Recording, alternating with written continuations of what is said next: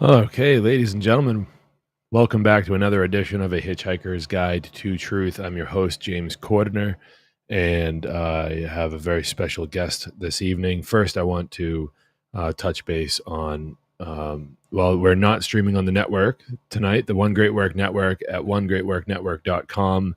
We're unable to connect to that tonight, so that's not a big deal. We're going to push through. It's going to be okay. We're going to survive on our own for a little bit. And then other than that, I mean, I want to make sure everybody knows to go to seedtruth.com for the Seed 5 conference. Get over there, check that out. We're actually just added a couple more speakers to the conference coming up in September. That's September 23rd and the 24th of this year. All-star lineup of speakers and everything like that. But we are a little behind schedule this evening, so I just want to bring him in right away. Ladies and gentlemen, Mr. Vinny Eastwood. Vinny, how are you this evening? Good to see you again. Yeah, it's good to see me again too, because I feel like sometimes I'm just sort of disappearing. Yeah, that's what happens when you get deplatformed. I'm still really pissed about that. As you should be. I don't know what it was like. Jordan Peterson was talking about how anybody who's been deplatformed, they take it like a life-threatening illness, you know. And it feels about right. Tell me more about that. Like, how's the recuperation going? Like, I know that you've been making progress. Is the project complete about like uploading everything to your website? I know that you've had a team, or maybe a one-person team, and yourself like doing that project. How is that going? Well, I mean, the archives are complete back to 2016. So that's about half of them done. However, those are only the ones that can be found, and the majority of my stuff was never archived in the first place. So it's like, yeah, I'd probably say I have lost about 90, 95, 98% of all the work that I've ever done. And the few percent that are back up now kind of thing are basically on platforms that nobody's going to see kind of at all. So that's a very difficult thing to deal. Sorry, I'm getting calls from people here trying to get the live stream on the way there. So just give me a moment here, guys. I don't know what's going on, actually. So, yeah, please just... I'm having a very bad day. In fact, I'm having a very bad week. In fact, I'm having a very bad month. In fact, I'm having a bad year. In fact, I'm having a very bad third year in a row.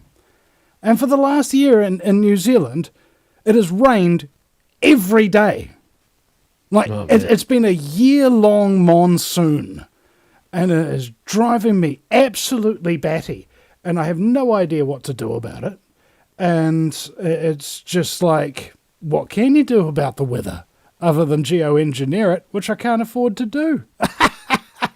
There was actually a what's it called? A wedding company, they do like glam weddings type thing.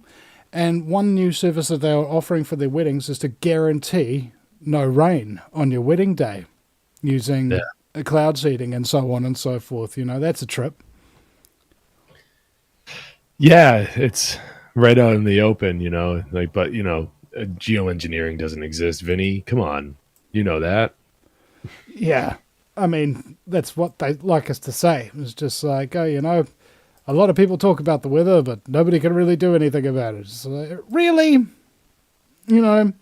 And it's been raining for so long that the other day I went out for a walk, and, on the sidewalk, when it's dry, like there's no water on the sidewalk, it's not slippery and wet, so I'm just going to have to mute my cell phone and stuff. The producer keeps freaking texting me. It's just, I can't deal with it right now today. Yeah, I'm coming apart at the seams here, in every way that a man can be attacked and destroyed. That is what's happened to me. And I don't know what to do about it. I'm not sure if there is anything I can do about it.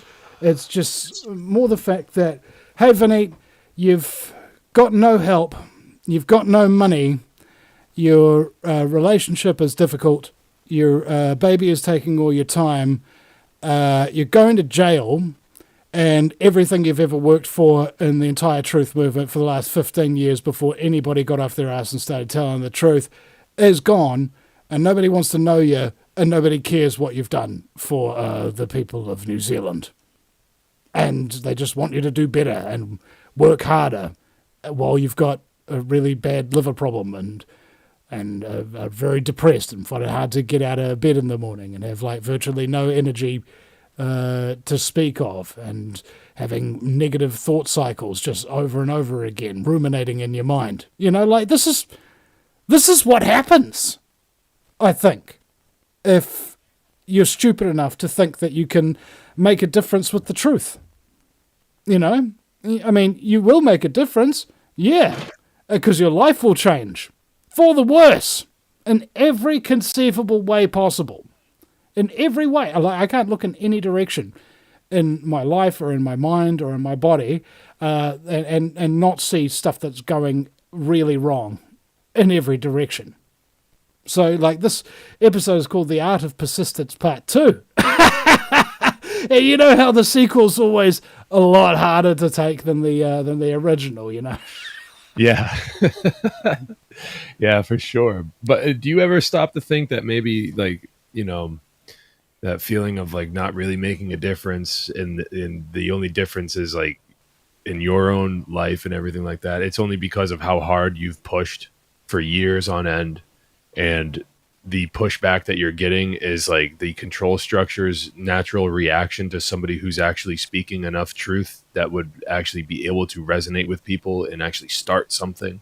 So of course they're going to kneecap a guy like you in the fashion that they did, to kind of put you into this, try to put you into a mentality such as the one that you're going through right now. So that way they just take the rug out from you once and for all.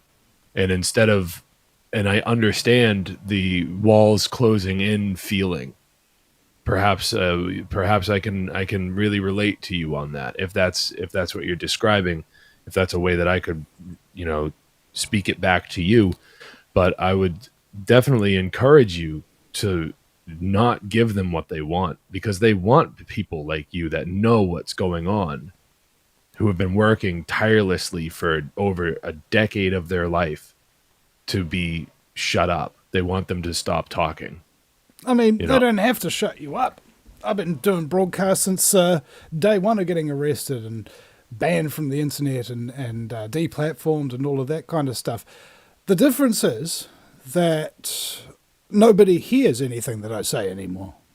Mm-hmm. All right? Because all the methodologies by which they could know that I exist have all gone, right? Shadow banning, deplatform, demonetization, before, you could be seen by hundreds of people live during a show and have 2,000 views before the show ends. And you could make $3,000 a month off of YouTube and maybe another $2,000 a month off of Patreon. So you'd have an extra $5,000 US a month to live off on top of regular donations. Now you get $0. You get maybe 100 views, about a dozen people watching at any one time. And I think that's about it. And also most of the shows that you do, if somebody so much as mentions the V word, you have to delete it off of that. And the only platforms you have left, almost nobody's on those platforms, right? And the search parameters for videos are terrible. And you have to start a following from scratch, because all the people who used to follow you through various other platforms, they were never told that you got deleted. They would just be sitting there wondering for years in some cases where you went. They wondered and never bothered to once, not once, pull out any kind of search engine on any browser and search the term Vinny Eastwood and find my website, thevinnyeastwoodshow.com, which is getting all these things archived and are available there for people to listen to in MP3 on 3 or 5 different platforms and things of that nature, live and whatnot. But nobody bothers to do that. Nobody. I don't know of a single person that's ever contacted me saying, Vinny, I wondered why you'd been deleted or something like that, and I bothered to search for you to see if you were still broadcasting somewhere. Nobody. And that's what happens when you've got a following on platforms like YouTube, which are the most powerful and most used platforms, because everybody just expects to get everything on there handed to them. And so when the time comes when somebody they do like and do support isn't there anymore, they don't even notice, mostly. And if they do notice, it doesn't spur them to do anything about it. So, like, yeah, I mean, I think James Corbett in 2018, 2019, when all this deplatforming and demonetization was just becoming a thing, he was correct. He says, the info war is over. We lost. Convince me otherwise. And I'm inclined to agree that he's absolutely bang on the money on this. I mean, Alexander Solzhenitsyn's book, The Gulag Archipelago, was not in print in Russia. There were 10 copies of it. 10 copies. Just a big stack of papers and things like that. 1,000-page book or something. And people had to read it in a day and pass it on to somebody else in order for that information to get out. And they estimate those 10 copies had been read by millions of Russians. Okay? That's the situation that we're in now. We're in communist Russia, and to have information like this can get you killed. Right? It's like that, but in a digital way. You don't get killed for putting this information out, unless you do it really well. You just get silenced. Right? And in your silencing, you can sometimes, maybe lesser people, who don't know what they're fighting for, who don't know what the stakes are, will be overwhelmed by the terrible loss of their life's work and their ability to earn a living and the reason for what they do. But not me. I didn't give up. And I'm not going to. I said for a long time it doesn't really matter whether I'm successful or not. I assume that I won't be. You know, my goal is to try and stop humanity getting enslaved and subsequently exterminated by ruthless criminal sociopathic scumbaggery. And, you know, I'll keep doing that until I'm dead. Regardless of whether or not I don't like doing it anymore. Regardless of whether or not it isn't worth my time. Regardless of whether or not I get any recognition for doing it, or any help from my peers in the New Zealand alternative media when something bad happens to me. Okay? And that's basically what I'm going through. And it doesn't really matter at the end of the day. The truth is the truth, and many people throughout history have been persecuted for speaking it. It's just the gig. That's why there's so few of us doing it, because it takes a very special kind of person, somebody who's willing to lose an arm and a leg so that they can live with the other arm or leg free.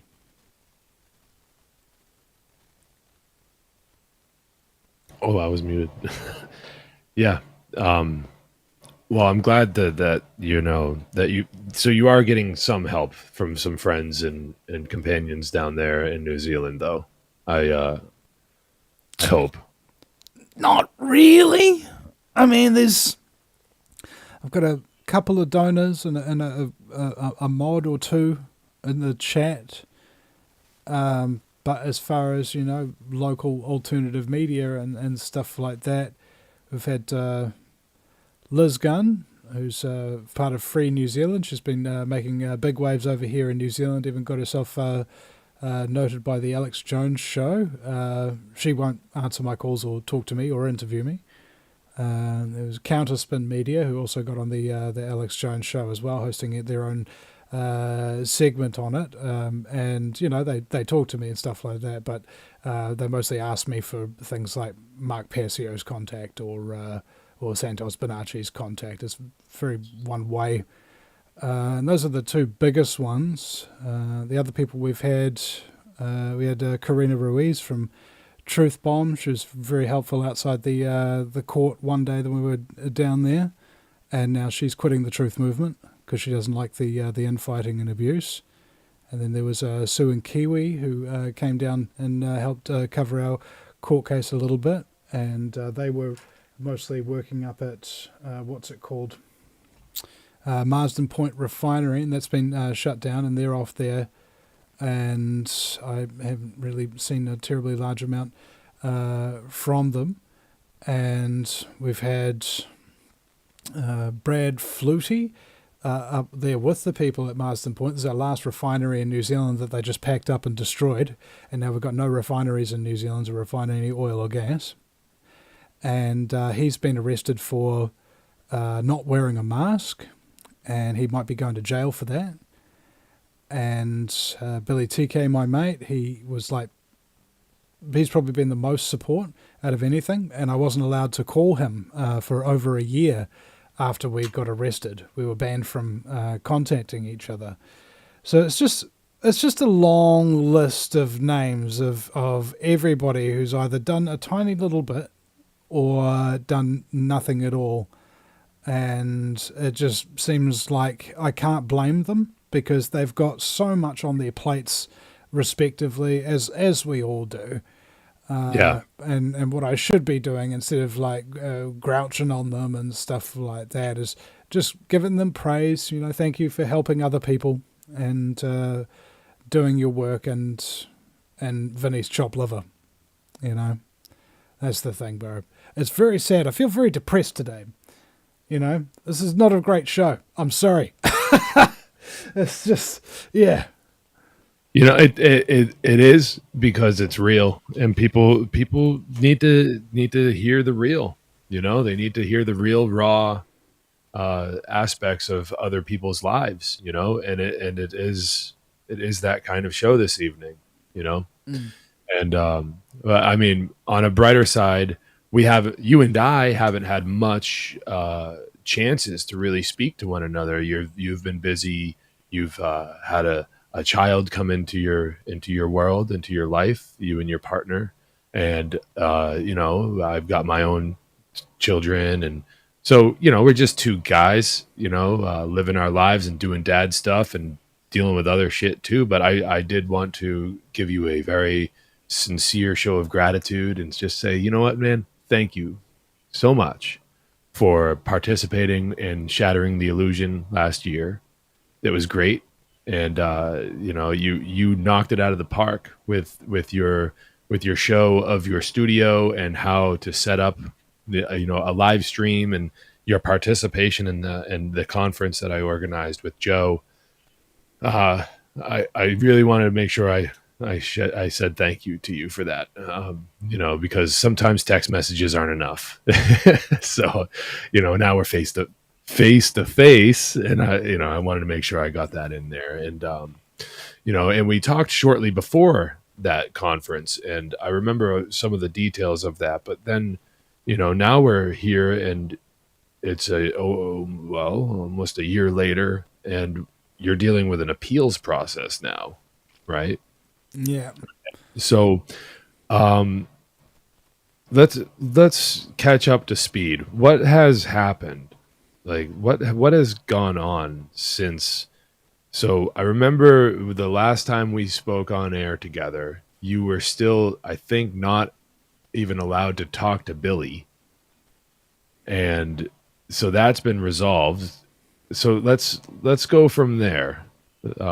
What's been going on? What are they trying to put you through? Well, Oh, and hold on. One quick caveat or a little primer for people that may not know exactly what's going on. Either go back and watch the part 1 of The Art of Persistence with Vinny Eastwood that we did last year, or just understand that Vinny. Well, why don't you give us just a quick synopsis of what happened? Because I don't want to put words in your mouth or okay. get it wrong. Well, I'm an activist journalist for 15 years, done more than anybody in New Zealand will ever do for the truth movement in terms of getting activist voices out there. And in 2021, on August 18th, I made the foolish mistake of trying to protest this government and a brand new lockdown that they called on everybody with, I think, about 16 minutes notice. And we got arrested, held for 28 hours without charge, and then we were facing 6 months prison for peacefully protesting, and also 3 months prison for remaining silent in custody. We were banned from the internet, banned from talking to each other, and banned from leaving the house, and banned from having a mobile phone. And that happened for about 6 weeks until we spent about $20,000 getting the lawyers in and out of court in order to get those bail conditions undone. And we're now 2 years later, and we've been sentenced to 3 months prison for myself, 4 months prison for Billy. Sentenced, and this is what the appeal is about, because the law is very straightforward.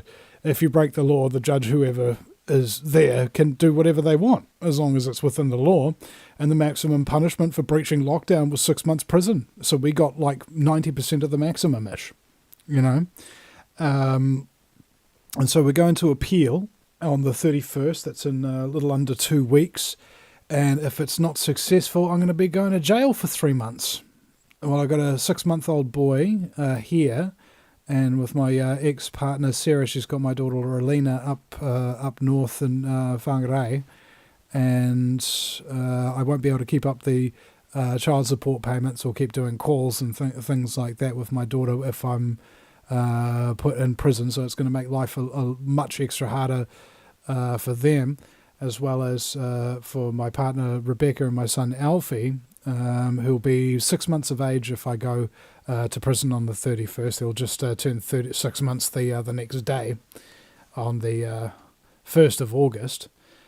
And I'm really concerned about that, because this doesn't just affect me. It affects so many people. And also I remember when I got banned from the internet and stuff like that, there are a lot of people who listened to my show and Billy's show who had to endure lockdown without our voices. And that was really tough for them, I hear. A lot of them got depressed and things like that. But luckily, in the 6 weeks that we were banned, about maybe 10 or 20 other voices just appeared out of nowhere. And by the time our ban was lifted, they already had bigger followers, a list of followers that we did, with no track record and almost no knowledge of the New World Order. Just everybody just jumped ship. Well, we can't watch these guys anymore. Let's go watch these people. And they never came back. So, yeah. And my band left as well. Yeah. Right after I got arrested and banned from the internet, my band broke up. So, yeah, it's like having everything that meant anything to you in the course of 2 years basically taken away. in every sort of meaningful way, and now just sitting in limbo, expecting to go to prison for peacefully protesting in the middle of the day, trying to save people's lives, because lockdowns were killing people. People were committing suicide because of them. Even in Billy's hometown, this 14-year-old girl hung herself on the day the lockdown was announced. But we deserve to go to jail because we endangered the public. We didn't hurt anybody. We didn't damage anybody's property.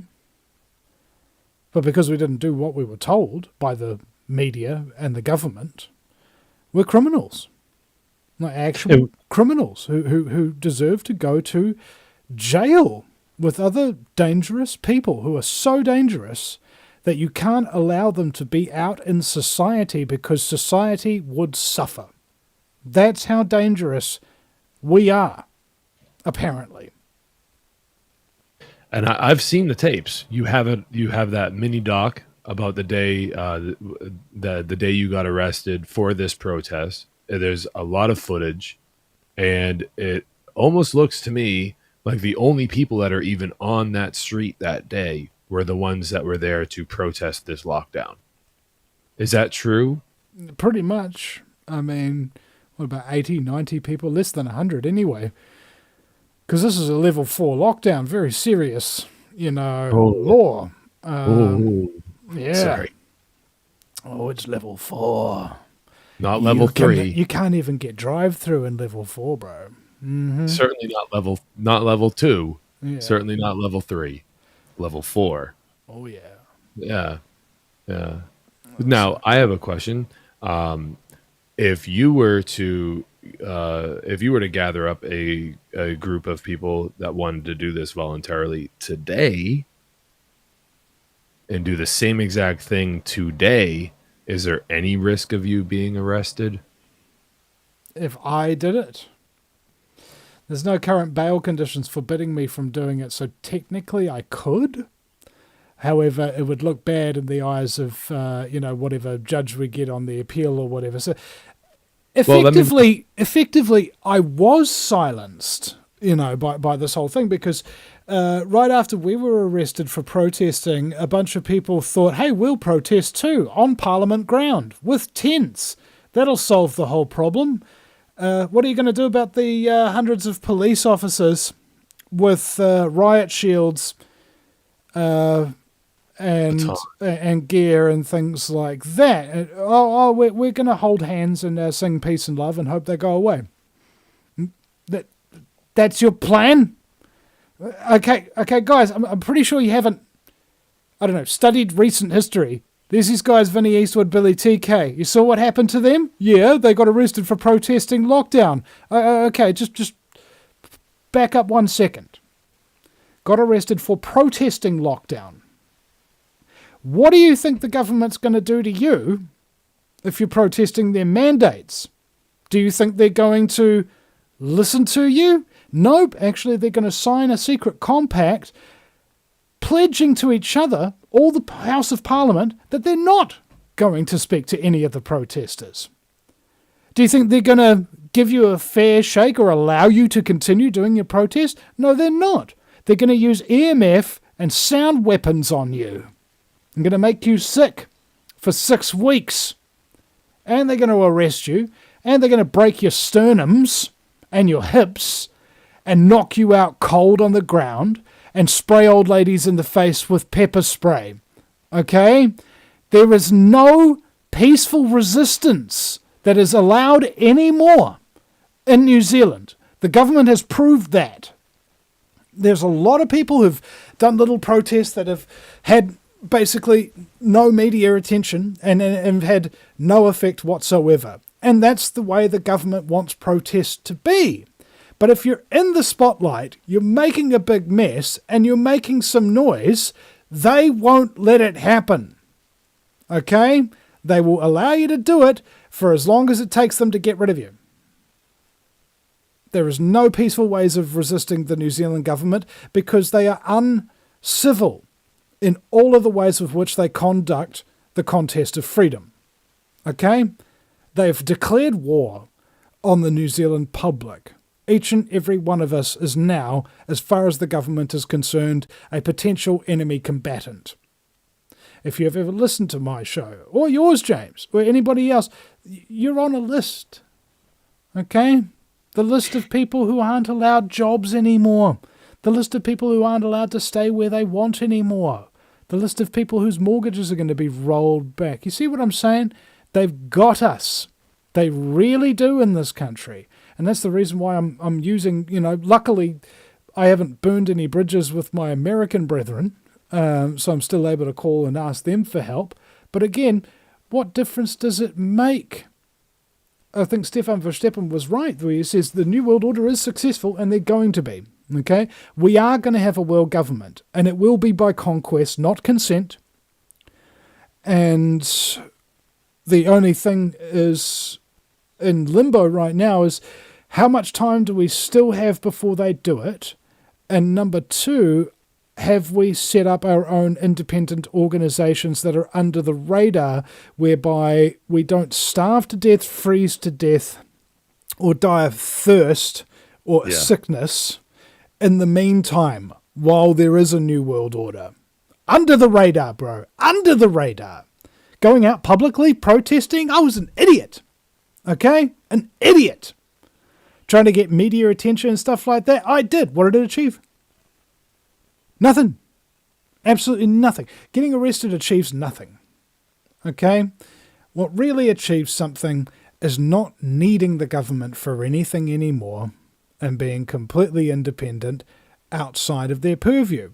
And that's a lot easier said than done.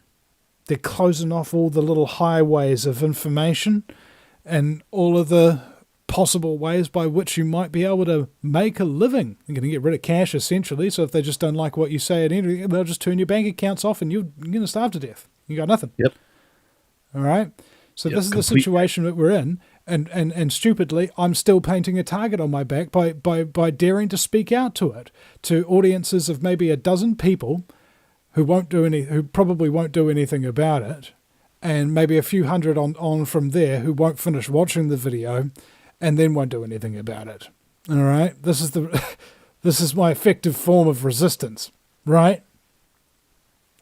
I'm sorry to be this cynical about it, but I've just been doing it for too long to see any of the methodologies that I've been using the entire time while I've been doing this work. And so I've basically abandoned faith and hope in myself and everything I've ever done. All right? And now I'm just going through this big rework, Vinny Mark II. And goodness knows how that's going to happen, because in the meantime, I've got 10 simultaneous life crises going on at the same time. Yeah. For most people, one would just destroy them. And I'm dealing with 10, and I'm still working on and telling the truth and stuff. So I don't know how I'm doing it. I think it's because I just don't have a choice. I don't know what else to do. Well, keeping up with doing that is the right choice. Even, man, I want to tell you that I did a 90-day sentence at one time in my life. And I'm not trying to comfort you, but from experience of having done a 90-day sentence, it was over before it was over fairly quickly. In the moment, it sucked. But looking back on it, it was a tough 3 months, but it was over pretty quickly. And so there's that. But I mean, as far as the continuing of speaking truth, is saying, that you're being cynical and stuff like that. Of course you're finding yourself in that kind of mode. What else are you supposed to do? Pretend that everything? No, this is the part about speaking truth that is cynical. When the truth is a bad scene, you have to describe it the way that it is. And it can come across cynical. It can come across everything looks I'll just describe cynical in different words, but you get what I'm saying. So don't beat yourself up, brother. You're just accurately describing the things that are happening around you and the things that you're dealing with right now in this section of your life, in this stretch of your life going into the future. It really is just a matter of working it out and getting through and tackling one of those crises at a time. And the inevitable one is coming your way if the appeal doesn't go through. So I mean, at least you don't have to worry about if the appeal doesn't go through. Then at least it's happening. And there's an alleviation of stress in one way, but also a different kind of stress in another, where it's like the free floating anxiety of whether or not this thing is going to happen to you disappears, because now you know whether or not it's going to happen to you. Okay. And then you have to deal with whatever comes your way after that. And you're a tough dude. You've been doing this job for a long time. And, people like you, that's why I've called this the art of persistence. It just seems like you don't know how to give up. You don't know how to quit. And the shit life throws at you is a test, and you're passing. You just need to see it that way, where it's like, this is just a test. That's all it is. I'm not in your shoes. Yeah. I want to be sensitive to that. I'm not in your shoes, but I also, I can also empathize. I can imagine having children. I did my 90 days way long ago. And I didn't have kids at that time, but I can definitely put myself in those shoes. Like, if that were to be coming down coming my way, like tomorrow, oh my God, I would be a mess, and on top of the financial struggles and all the other things, like, I would be an absolute fucking disaster of a mess. So I can, I feel you, man. I feel your pain, and it's good to get it out, because keeping it all up inside of your head is not solving any issues. It's just going to create more chaos, like a tornado inside your brain.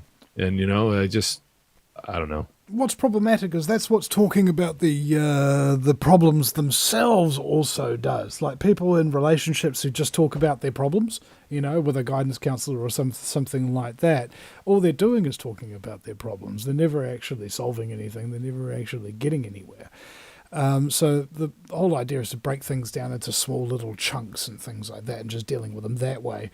NASA has regardless of what you feel about NASA, and my feelings towards them aren't that great, but they did have one good thing on them, and that says when the astronauts have a problem on the space shuttle, they're supposed to make a list of all the problems that there are, classified from the easiest to solve to the hardest to solve.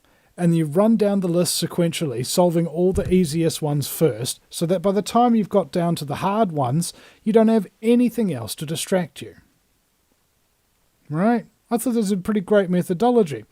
Mm-hmm. Unfortunately, it's things that can only be fixed one at a time. And so that means you have to wait until you roll through that list. And that depends if you're actually trying to fix it, or if you're too stressed or traumatized or whatever to, like me, to give up your bad habits and do your self-proud and that kind of thing.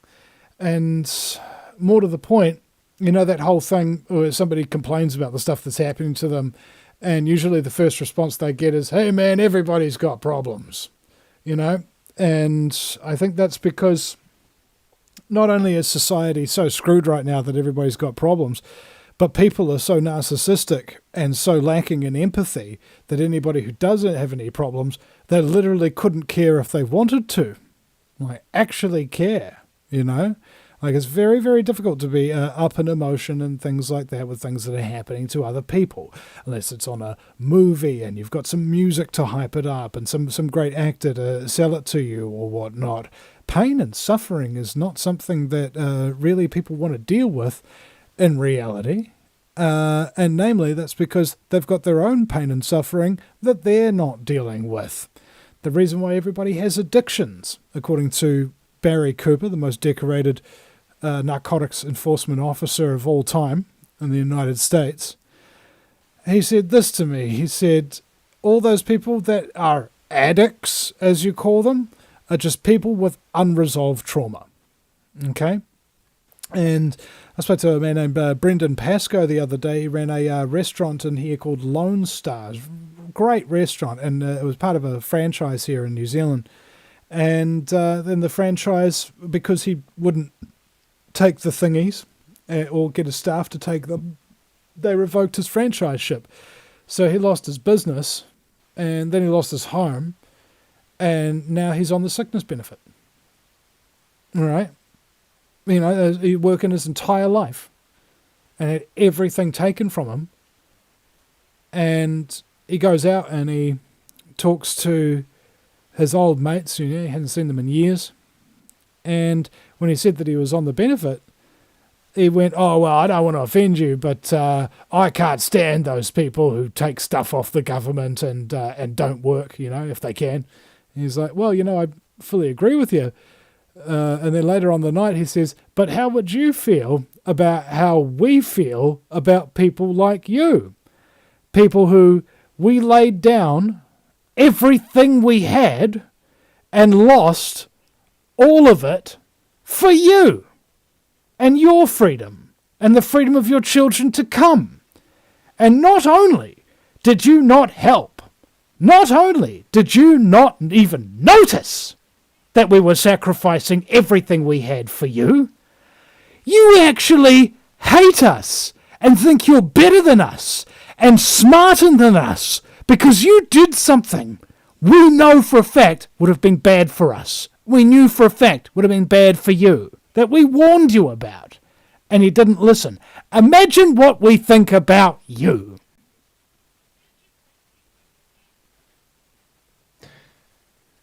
Oh man, you know, there are a lot of people that I'm seeing getting on this train now that it's like that it's acceptable, you know, to criticize the medical establishment, to criticize governments and everything for their reaction toward the coof and all the BS that followed. And you know, there were some of us. This is just me. I mean, this is a person like me who, for a minute there, was like, "Oh my God, is this really happening?" I have a small child, you know, my wife. Let's just play it safe for a minute, and then quickly it became apparent that it was all a bunch of bullshit. And then there are people that went the full swing, 3 years of wearing masks, getting all the MAGA jabs in the world, and all their Brandon boosters, all of it, everything.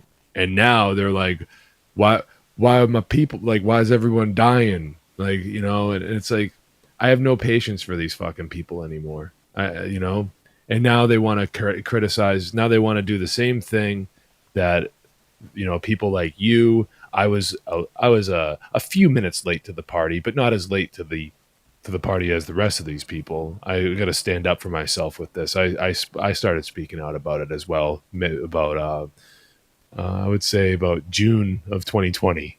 You know. Because it's like, okay, like, all right, the margins of let's play it safe, it's over now, right? It's fucking over now. All right, yeah, whatever. I never got this whole 2 weeks off from work or anything like that. Not that I really should have, because there was nothing wrong to begin with. Everything was fine. You know, I would have been fine. I was fine. I'll tell you what. Like I don't know if I'm really sidetracking here too much, but I did get sick with something that I've never felt that way before in my entire life. So many different weird ailments. But anyways, that might be a different conversation altogether. But I wanted to just like reinforce what you were saying about these, you know, fair weather people that are just like all of a sudden out of nowhere coming out of the woodwork being like, yeah, this sucks. And it's like, no, fuck you, dude. Where were you? Now that it's socially acceptable, where were you? Where were you when you would lose your job for this shit? Were you ready to lay down? Hey, no. There's a bad kitty. Like, were you ready to lay down your livelihood for this? Possibly be homeless with children for this? You know, Hey. You might have to jump up and get him off of there, man. He looks persistent. Those eyes, they've got some tenacity. But I mean, um, he's awesome. Bastard. There he goes. There he goes. All right, but these I was saying is that, where were you when it counted? You know, where were you when your voice would have actually been would have amounted to something? In the vast sea of masked up sheep, there were very few of us that had our faces exposed saying, "This isn't right. Something is very, very wrong about what's going on here." And we were the ones told to shut the fuck up. Why don't you just do what everyone else is doing? Well, geez, I don't know. Maybe because the same people that are now telling me to follow the crowd and do what everyone else was doing. And here in this part of the country where I grew up in, we were told not to succumb to peer pressure. We were told if your friends jumped off a bridge, would you jump off that bridge with them? In a way to say, think for yourself. Question authority. Think for yourself. Don't do things just because everyone else is doing them. Don't follow the crowd. And then all of that goes right out the window. The same mentors that brought me and other kids like me up with that kind of creed were now telling us that just shut the fuck up and do what you're told. And where we're, and now you're like, oh, I always knew something was wrong. Well, you didn't do anything at the moment. Strike when the iron is hot, as they would say. And you let that moment go, and now we're in such a people are dying, and quite frankly, I don't care who this offends, but they at this point they fucking deserve it. That's what I was having a conversation with a family member, and they said, "Look, if you're dumb enough, out of all the available information that is out there." And out of all the obvious human behaviors to look for warning signs, if you're dumb enough to go ahead and do that, you do deserve to die. All right? If anything, it's cleaning out the human race. What if the elite were right, that there are too many people? But not that there's just too many people, there's too many order-following jellyfish people. All right? And they all need to be wiped out. The elite, are thinking of this, and, back in the day, I thought that seemed really unfair and really tyrannical, but now I'm starting to see the wisdom in it.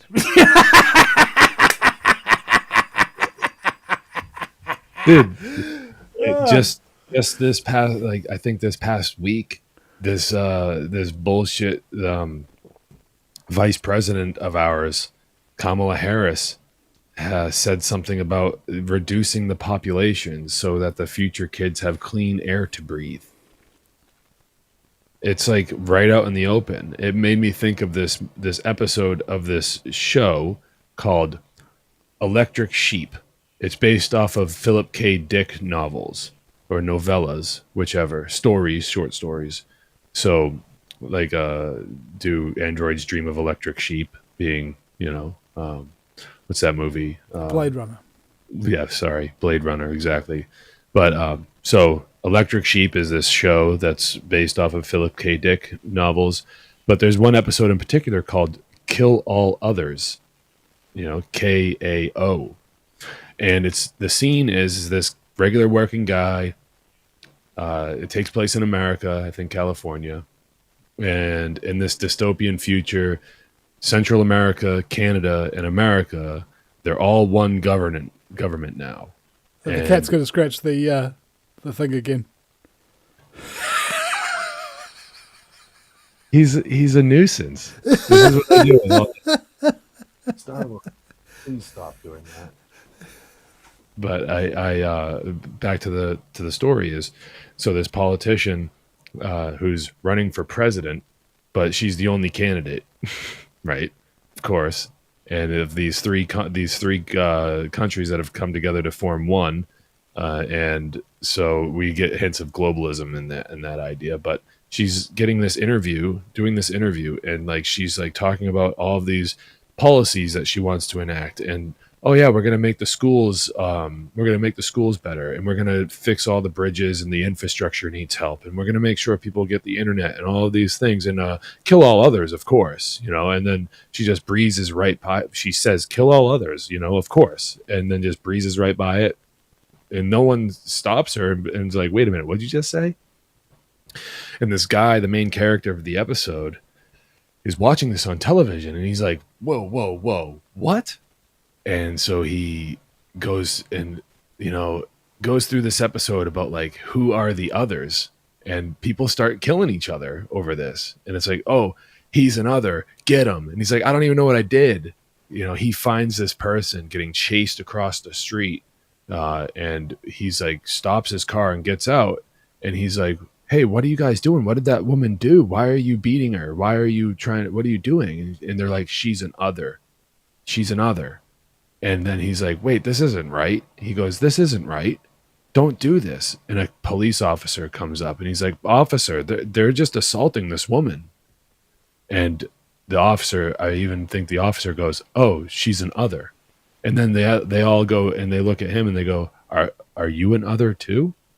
Maybe you're an other. And he's like, well, I don't know what you're talking about. So he goes, anyways, but this is like oddly similar.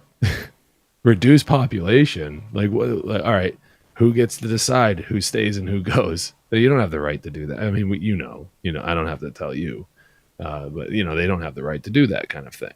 Well, you don't have the right. It doesn't matter if you don't have the right if you've got the ability. Sure.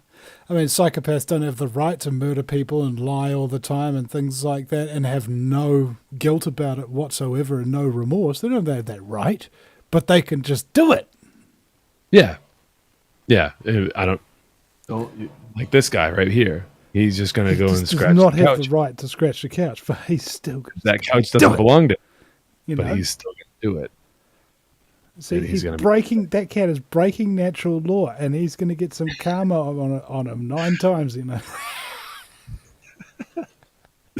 But I mean, this is that was something that like was just kind of leaked out and said wide out in the open, and I think what I was trying to get to is like hearkening back to something that we were talking about before about oh, now it's convenient to speak up now, and when all of the evidence was right in front of your face to begin with. Like there was some hardcore evidence out there pretty early on in the the pandemic there, and all the bullshit about like what was really going on, and with the shots and everything, which are completely safe and effective, I have to say, we actually have to say, yeah, they're completely safe and effective, and there's nothing wrong with them at all. Wink, wink, nudge, nudge. I mean, they're safe for the people who are delivering them, and they're effective on the people they're giving them to. They're not lying. They're just using a little bit of word play. It's word magic. It's word magic. Safe and effective. All right, who's being made safe, and what kind of effect are you really putting out there, right? Because there's many different effects, right? It could be effective at killing people. They didn't say what it was effective for. They're trying to say it's for this, whatever. But there are people that are like, oh, we didn't know. We didn't know that we were at risk of getting, heart problems and all this stuff going on. It's like, well, I seem to remember forwarding to a lot of people a Solari report by Catherine Austin Fitts saying, they aren't giving you informed consent at the doctors about this. So here we've written up a informed consent form that family members can share with one another. So at least you and your family know that like, yeah, I'm going to these doctors. They're going to do this procedure, and I know what the risks are, even if the doctors aren't telling you. As a family unit, you gather around as family units should, and you share information with one another. That was something that Catherine Austin Fitts put out in early 2021, I believe. I heard about it on Grand Theft World. Richard Grove hosted Catherine Austin Fitts back in the early days of Grand Theft World, and they talked about this form. So I got it. I got a hold of the form, and I forwarded it out to just about everybody on my friends list on Facebook, because that's a lazy, easy way to distribute that kind of information for me at the time.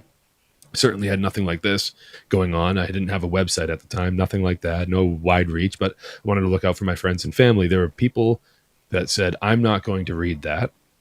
There were people that just straight up ignored it. And some of those people these days, I hear, aren't doing so well. And it's like, yo, I tried to warn you. I tried to help you. I tried to get you to think for yourself instead of just go with the crowd. But you went with the crowd. And look what happened. The great thing is our conscience is clear and we don't have to feel any guilt because we did everything we could. All right? Everything that was reasonable, at least. We didn't run around shaking people in the street. Oh my God! The invaders have come! You know, but snap out of it! Whoosh! You know? Like that Batman meme. Oh, yeah. You know, we didn't do enough. You know, whatever we didn't do nothing. But however much we did, it wasn't enough. Not against the juggernaut we were up against. Nobody has ever, in the history of the planet, 100 million years of unrecorded history, has anybody ever faced an enemy that well-financed, that well-organized, with that much heavy influence in everybody's homes, in everybody's car, on everybody's phone, and inside every man's mind. Okay? Nobody has ever had to combat something like that before. And surprise, surprise, we didn't win. You know? It's just like getting in the ring with Muhammad Ali when you're a 4-year-old boy. He's going to beat the crap out of you. Hopefully not. You know? And it's like, kid, don't feel so hard on yourself. That was the champ. Okay? The frickin' champ. Do you have any idea how many people who know what makes you tick they paid to come up with this plan to mess with your mind? And do you have any idea why? There were so few of us who were stalwart, immovable. Okay? There's a reason why that is. It's because we're different. Okay? There's a certain percentage of people who can do certain things, and a huge percentage of people who can't do those things. Not that they won't, it's that they can't. If you have an IQ 20 points above somebody else, the things that you say and can understand, the other person will not even possess the physical capability of comprehending no matter what you explain to them. Okay? And the majority of the population has an IQ of 100 or under. All right? Just think about that for a second. So that means for anybody who's 20 IQ points down, around about 80, that's like borderline retarded, they will not be able to understand what ordinary people can understand. And ordinary people cannot understand the things like you and I are saying. Okay? That's what's problematic about the situation. And I think that's why they came up with religion. Okay, there's a holographic fractal projection of collective consciousness out there, and it's making everything happen in a tumbling type fashion so that all the actions that you have crossweave with the fabric of reality and come back again to affect other people in different ways. And you're saying this to people who are like, what? And they go, okay, there's a big guy, okay, and he's called God, all right? And if you don't do what he tells you to do, you're going to hell, okay? That's it, okay? The big God, he's all good, he's all powerful, and he does everything, and do what he tells you, or else bad things happen, okay? Do you understand that? Yeah, oh my God, I love God so much. I feel His love. It's penetrating into my soul. You know, it's just. I mean, this is how religion got started, in my opinion. You know, I'm just riffing that off the top of my head, but I'm pretty sure the Council of Nicaea in Rome was pretty much exactly like that. It was exactly like that. Yeah. Yeah. You're probably spot spot on with that. Dude. That was awesome. Oh my god! And then they replace the old religions with new ones like statism, and here we are. And scientism, which is the religion that atheists practice, and here we are. Yeah. You know, and it's no wonder we're just. It's like if you, with everything that you were just describing, it's like if you reverse engineered this situation, it's like they've been planning it all along. Total domination of every individual on the planet. Yeah. H.G. Wells' War of the Worlds, they regarded us with cold minds, like somebody would study the organisms that crawl in a petri dish. No emotion, no care, just plotting, planning. Because evil doesn't quit. Evil doesn't stop. It waits and it plans. Okay? And I think we've been predicated by a oversaturation of relaxation. Like, stuff is so easy right now. I remember talking to old people saying that they had to cycle 52 miles every day, just to school and back, And what do kids have to do is now, they complain that they have to get out of bed and go to a bus stop, I think, 300 feet from their house. All right? Whoever we are now, and I include myself in this statement, we are far inferior in intellect, morality, and physicality than almost any generation before us. We may think we're smarter because we've got access to all the stuff that smarter people than us made, but you don't know how to make a cell phone. Even if I gave you the raw resources, you wouldn't know what to do with them. And we're living like in the ruins of an old world that had philosophers and intellectuals who people are still reading today, hundreds of years ago, having clearer thoughts than any of the philosophers we've got rolling around these days. All right? How did that happen? Well, it's because back in the day, your dad and your mum would read the Bible to you, and that's how you learned to read. You didn't have little colourful books with the big nut brown hare telling how much he loves little nut brown hare as high as he can hop or whatever. Okay?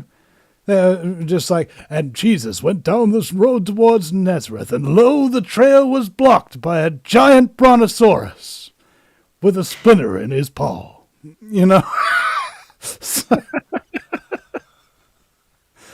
you're like, wow, Dad, this is amazing. And it's like, yeah, Jesus was the man, son. And the original, the man. Yeah, he's good. Jesus is Lord. It's just like, wait, hold on a second. I don't ever understood that. Like, if your dad made you something and then he had some other guy, all right, how is that other guy your dad? Right? I don't know. The Your whole stepdad. Jesus is Lord thing. Is that the God that you pray to now? I thought God created him. He's just like sent him down, jizz him in a virgin, and then he's gone for 30 years. Nobody knows what the hell happened. But he come back and apparently he died for all of us. There's parts of the story I'm sure I've missed here, but I think that what happens is that there's only two ways that you can accomplish immortality. One is through your sons, and the other is through your stories. Okay? It's the only way that parts of you ever live forever, is if they're written down and people have derived real meaning from them. Because life, in terms of being a human, hasn't actually changed that much. I mean, sure, we've got aqueducts and medicine and education and wine and so on and so forth now that perhaps people didn't have back then. But you still got 2 eyes, 2 ears, 2 nostrils, a mouth, an asshole. You've got this. You've got the same basic things that are pushing and pulling you in various directions. Okay, so the human condition hasn't actually changed much, but the situation where the human has been placed has changed massively. Okay, could you imagine in ancient Rome if you got a text alert, the barbarians are coming? Holy shit! You gotta get out of here. Honey, put the kids up! You're Where's like, the green? I just got a text.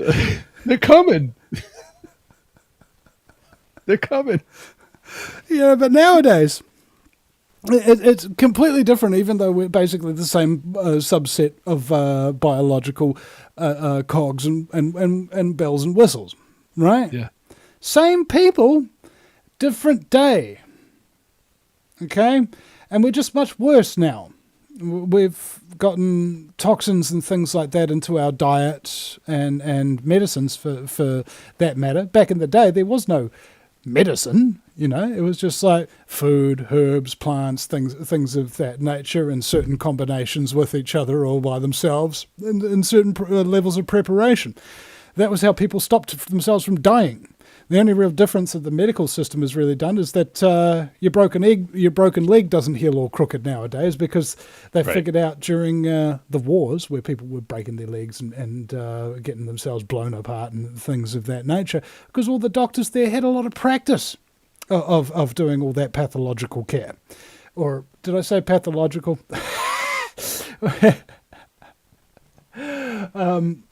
Because that's the process of pathology. Okay. All right, and that's why they got good at it. But other than that, you know, people say that we live longer now than they ever did back in the day. Not true. You're simply more likely to live through childhood. And judging by the amount of really stupid people out there, I think that might be a mistake. All right, there's a lot of people out there who, if they died at or near to birth like they did hundreds of years ago, there'd be a hell of a lot less stupid people on the roads, I guarantee you. All right? At the very, you know, you might lose a genius here or there, but hey, look, you can't argue with results. Look at the result that we've got now. We've got a whole bunch of doped up people waltzing around. It was like 30% of the United States population's on psych meds, probably very similar about New Zealand. That was the thing that enlightened me to this whole process in the first place. Everything Alex Jones was saying was going on in the United States. One of my activist friends would have told me this is happening in New Zealand without even having heard of Alex Jones themselves. It's the same plan absolutely everywhere we go. So what do you need the population to be? Above all, apathetic. Okay? Yeah. How do you do that? Well, the liver. You attack the liver.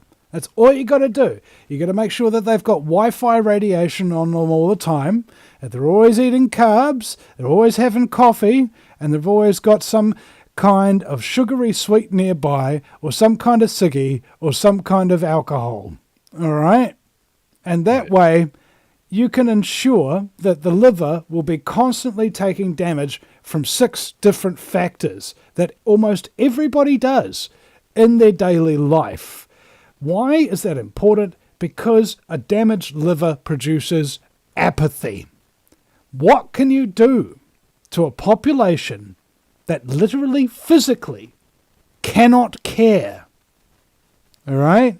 The answer is anything you want. So if we have a completely toxified population, mind, body included, that's corrupted our souls, I believe. I think, what if there's some truth to all these people with their past life regression principles and all of this kind of crap? I don't really hold much stock in it myself, but it does make sense from a kind of spiritual perspective that, hey guys, we're here to learn some lessons, and we came here to learn them the hard way. So, sorry, go ahead. I was going to say that that's an interesting point that you bring up, and like I've been thinking a lot of the things that you've been saying. You know, there are a lot less problems to solve these days, right? There's some of the things that we would be spending a lot of our time doing, those problems, like food and water, getting these resources for ourselves, our families, making sure that we're doing these small but huge things, right? They seem small these days because of how easy it is to acquire those resources, but it's gotten a lot easier. So we have a brain that's literally like it is constructed to solve problems. And when all the problems have been solved, like what do we have left? Maybe we start creating problems for ourselves to solve them. Maybe we get apathetic because there's nothing for us to do. So, going along with what you were just explaining to me about the liver, maybe there's something going on upstairs as well. And there's plenty of problems to solve. It's just that large amount of people, the vast majority of people have been convinced that the largest problem of them all needs no solving, that you just go along with it and everything will be okay. And that's the illegitimate, immoral, organized crime, intergenerational organized crime syndicate known as government. You just go along with that. Everything's going to be fine. We're going to protect you. We're going to solve all your problems for you. You're going to be safe with mommy and daddy for the rest of your life because you're a baby and you failed at the one thing that you were brought here to do, which was to grow up and to self-actualize. And we're going to make sure that never happens. And we're going to keep you safe, okay, little baby? And everyone goes, uh-huh, yeah. And they clap like circus seals. No, I've seen it happen, man. And it's a terrible thing, and that's the type of thing that largely, in my opinion, which I think I'm allowed to have, that we need to start breaking people out of, is this mentality of dependency upon other. And it's like, no, like you should be dependent, maybe certain people in your close circle. You all kind of team up on it and get tasks done. You endeavor to perform certain things and get projects done and stuff like that. Yeah, you depend on people to do those types of things. One man has a lot of trouble building a barn by himself, for instance, that type of thing. But and I'm trailing off here, but what I'm getting at is that we need to solve this problem of this dependency issue that we have on government, and then a lot of other things. And this is my opinion, they get solved very, very quickly, very easily. Yeah. Somebody asked me the other day, hey, Vinny, what would you do? What's your plan? And, ultimately, if resources were not a factor, all right, you'd have to clean up the population. There's about 20 million individuals, give or take, on the planet that are just really, really bad people, and they've got a lot of power and influence and control. If they're gone, all of a sudden, things would just go straight back to normal very, very quickly because you'd have no plan to recover from that. And scumbaggery itself would simply manifest itself in different ways. This is how the world works, okay? Do those people need to be gotten rid of? I mean, yeah. All logic dictates it. All morality dictates it. That if you've got murderers and liars and thieves and psychopathic criminals, okay, running everything, killing everybody, left, right, and centre, and damaging the rest with trauma and poisons and things of that nature, any logical, rational person just looking at it would think, okay, that's death sentence worthy. People have been executed for far less than the majority of what elites are doing just on a daily basis to satisfy their own sexual appetites, let alone any other appetite. Okay? Voice, what was it? The Sound of Freedom coming out and stuff like that, and these media coming out and saying, "Oh, these people are fetishizing," or this kind of stuff. No, they're hunting and jailing pedophiles and releasing the children that they were going to rape. And you're going to stand against that message? Okay, you're on the list now, guy. Right, Disney. Disney bought the production company that made that movie. That movie was complete and ready to go to theaters back in 2018.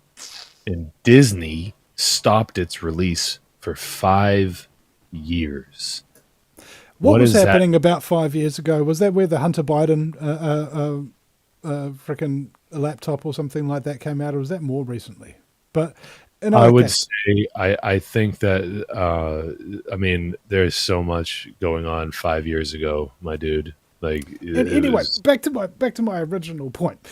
right. You got to hunt and get rid of these bad people first of all. That solves part of the problem.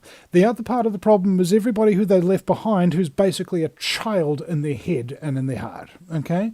And so children need to be indoctrinated, okay, in a very clinical manner to understand right from wrong, okay? This is Joey. Joey raped Sally. Is that the right thing to do? No. Good boy, Johnny. You picked the right answer. That was wrong. This is Daryl. Daryl stole something from Tracy. Is Daryl doing the right thing? No. That's right. Good boy. You see, all these very basic principles that we don't get taught anymore. Can you rape somebody? No, you can't. Can you assault somebody? No, you can't. Can you lie to somebody maliciously? No, you can't. Okay? Can you trespass on somebody's property? Can you steal their stuff? Can you murder them? Okay? No, you can't. Because the one basic principle of the universe, you can't take that which does not belong to you. All right?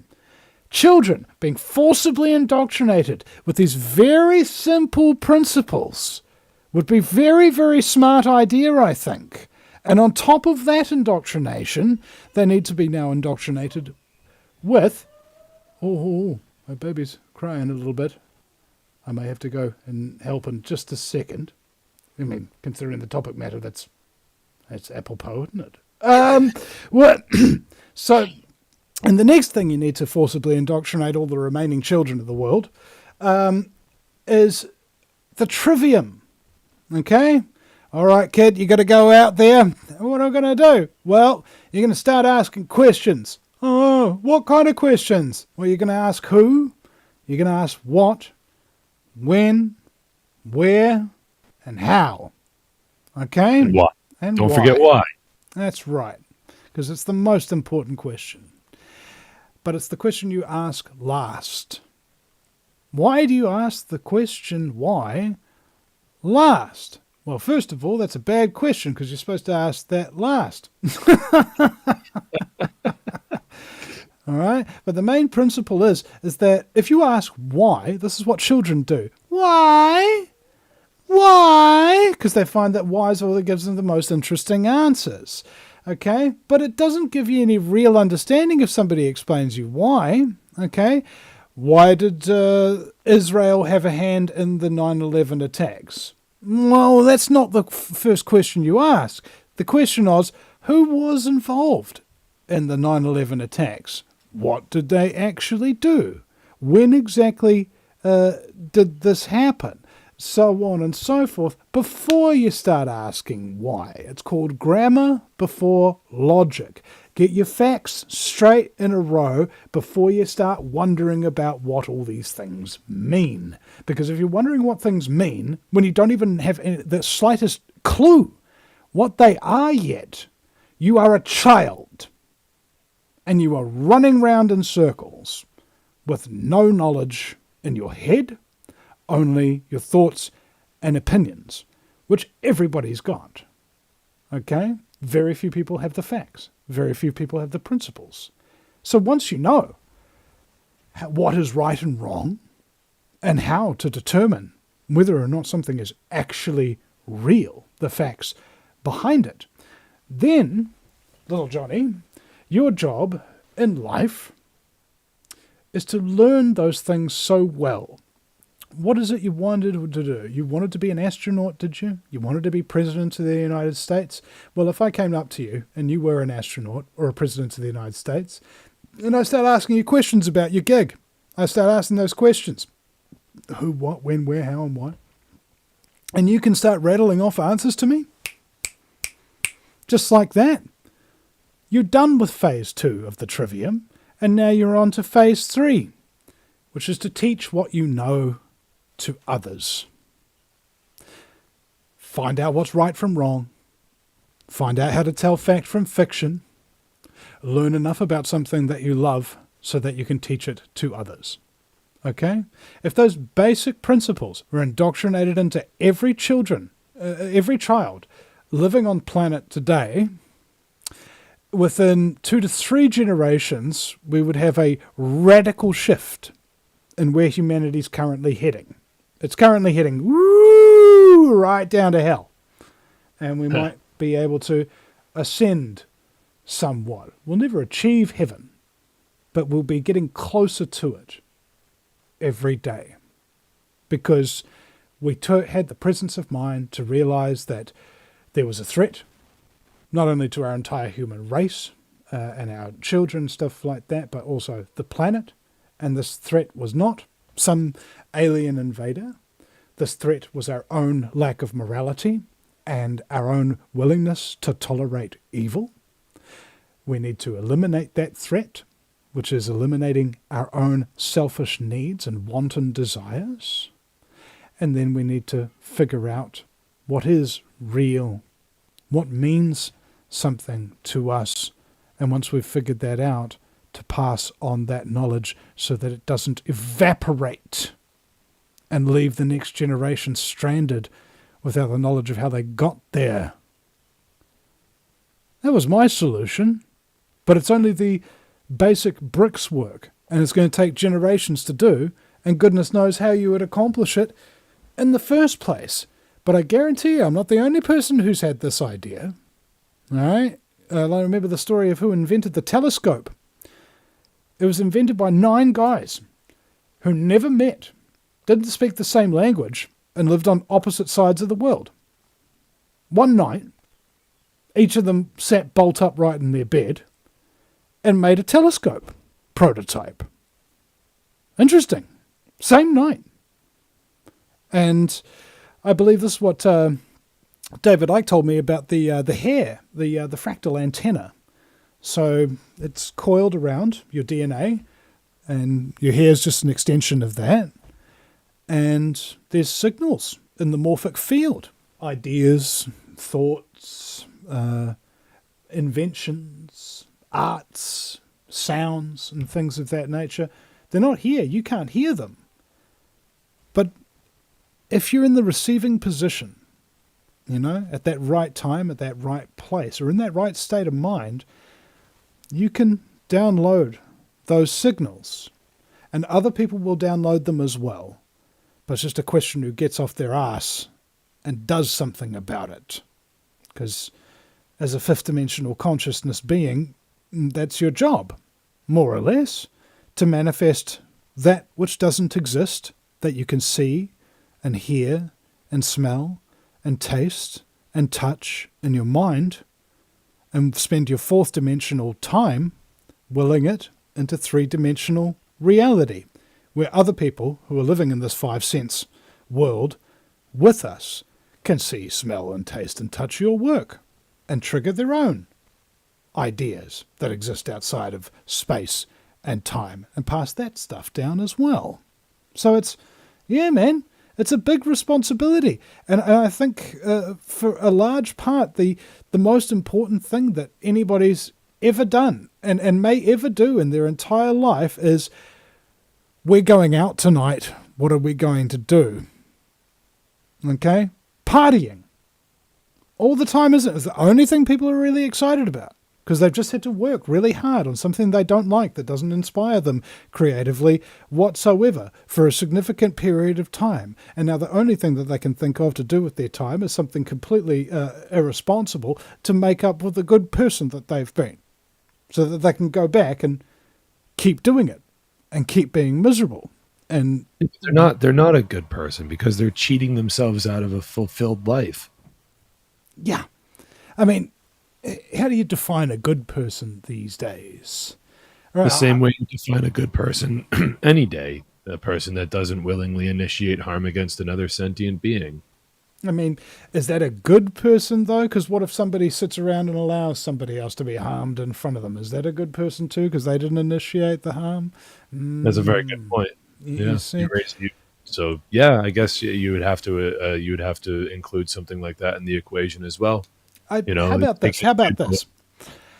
Somebody who doesn't hurt others or damage their property, whom, if they saw it happening to somebody else, they would risk their body and their property to stop it from happening to somebody else. I would define that as a good person through and through. One who doesn't initiate harm, and when they see harm being initiated, they speak up and do what they can to put a stop to it. And are willing to risk harm themselves in order to ensure that justice is done. Yeah. I mean, this seems very clear, right? Right. And that's a lot more obligation than simply not hurting anybody or damaging anybody's stuff, isn't it? That's real easy to do. But to risk what you've got for, in some cases, maybe a total stranger, there's something very different about that. And we call those people heroes, right? Generally speaking. And we get it all mixed up, because a lot of times, Hollywood and the military advertisements and things like that, they make order followers the hero. Right, this guy right here, he got 4 silver stars, only killed 18 Vietnamese children. That was a record in our company. He's a hero, man. He saved me from being, it's just, come on, man. And then there's all the superhero movies that are coming out, and every last one of those superheroes in every single one of those movies, bar one, are working for the government. Or with, in whatever capacity government, can be represented by the military, the police, the whatever. It's still all the same entity. It's government. So the hero, then what the one exception would be a Captain America movie where he goes rogue due to these papers that they want these heroes to sign. And he says, what if they tell us to be someplace that we know we shouldn't be? Or worse, what if there's someplace that we know we need to go, where we need to be, and they tell us we're not allowed to go there? What about that? He starts asking questions, and he refuses to sign the papers, and he goes rogue. So, I just figured I would throw that in the mix too, because like hero movies, maybe in like when we were kids, looked at things like, Rambo and stuff like that. Like these movies, these are the heroes, these are the badasses, these, you know what I mean? Like, and, but nowadays it's a little different. These kids have complete, just mind melting information put in front of them. And what makes a hero is somebody who always works with the law enforcement. They always work with the government. They never go against the grain. Look what happens when you do. So it's creepy how they did that. I think I'm looking at a t-shirt on my wall that says, when the people fear their government, there is tyranny. When the government fears the people, there is liberty. Thomas Jefferson. And this reminds me of the point of fact that why I started doing what I was doing is because I had panic attacks about being employed or having to deal with the government. All right? Both of those things. Try making a living where you cannot work in the private sector or the government sector.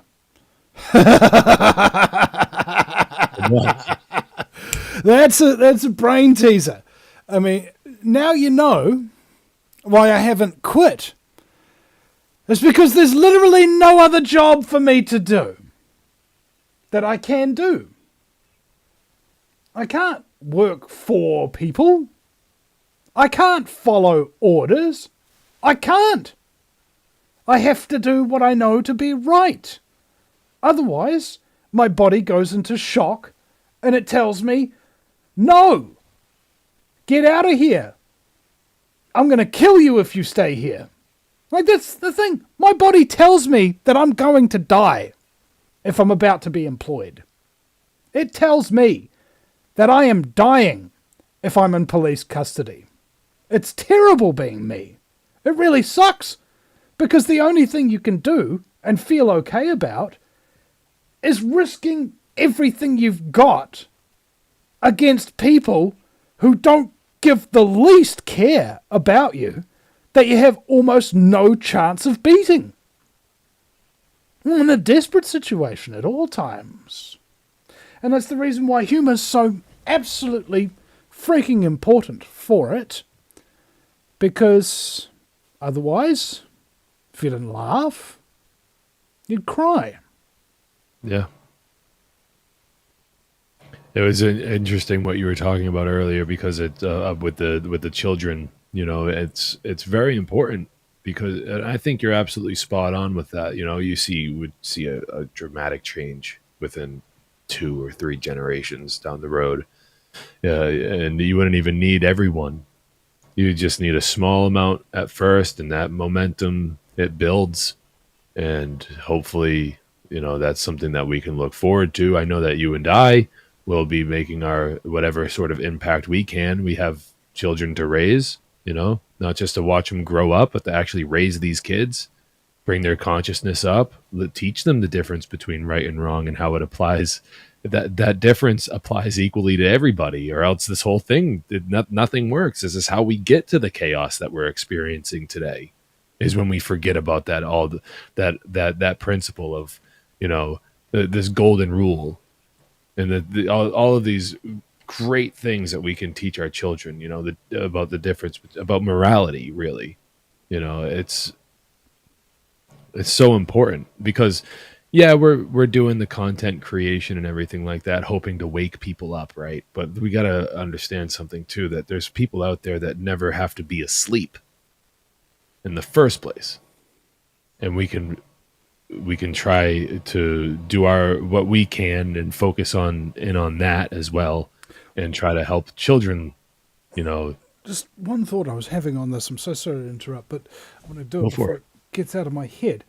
You know how traumatic it was waking up? Like, you lived your entire life a frickin' lie, and then suddenly you realize that you basically wasted your entire time. Now, the question is, if you raise a child from day dot, and as soon as he's able to understand it, hey, Billy, 9/11's an inside job, boy. Okay, what's an inside job? Well, that's what false flag terrorism, when you're like, you remember how your sister tricked you and stole something off your plate and then blamed your brother or something like that, or got your brother to do it and then he blamed her. Yeah, well, that's a false flag, basically.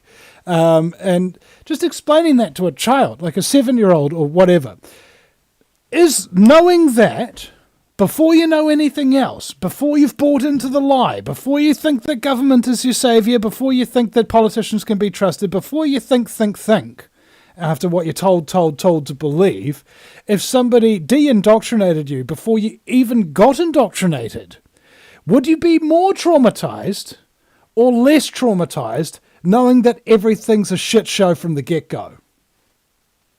Huh. That's a pretty good question.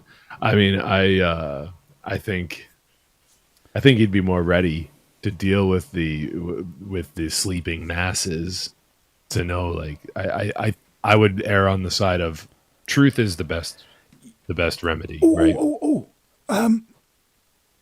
If you've ever betrayed someone before or lied to somebody before, and I have, and if you're a person with a conscience like me, lying to somebody and betraying them hurts you a hell of a lot. Okay, it really does. And the people you betray, they don't realize that, or at least they're so hurt by what you've done that they can never really open up and think to themselves that you felt bad about what you did. Right? I would think that they're right to feel that way. Yeah, sure. Yeah, and this is just down to the brass tacks of understanding, no emotion in it. Here are the facts of the matter and the betrayal and so on and so forth. That's a traumatizing instance, because it means that everything that you've learned up from that point is just all shifting frickin' sand, right?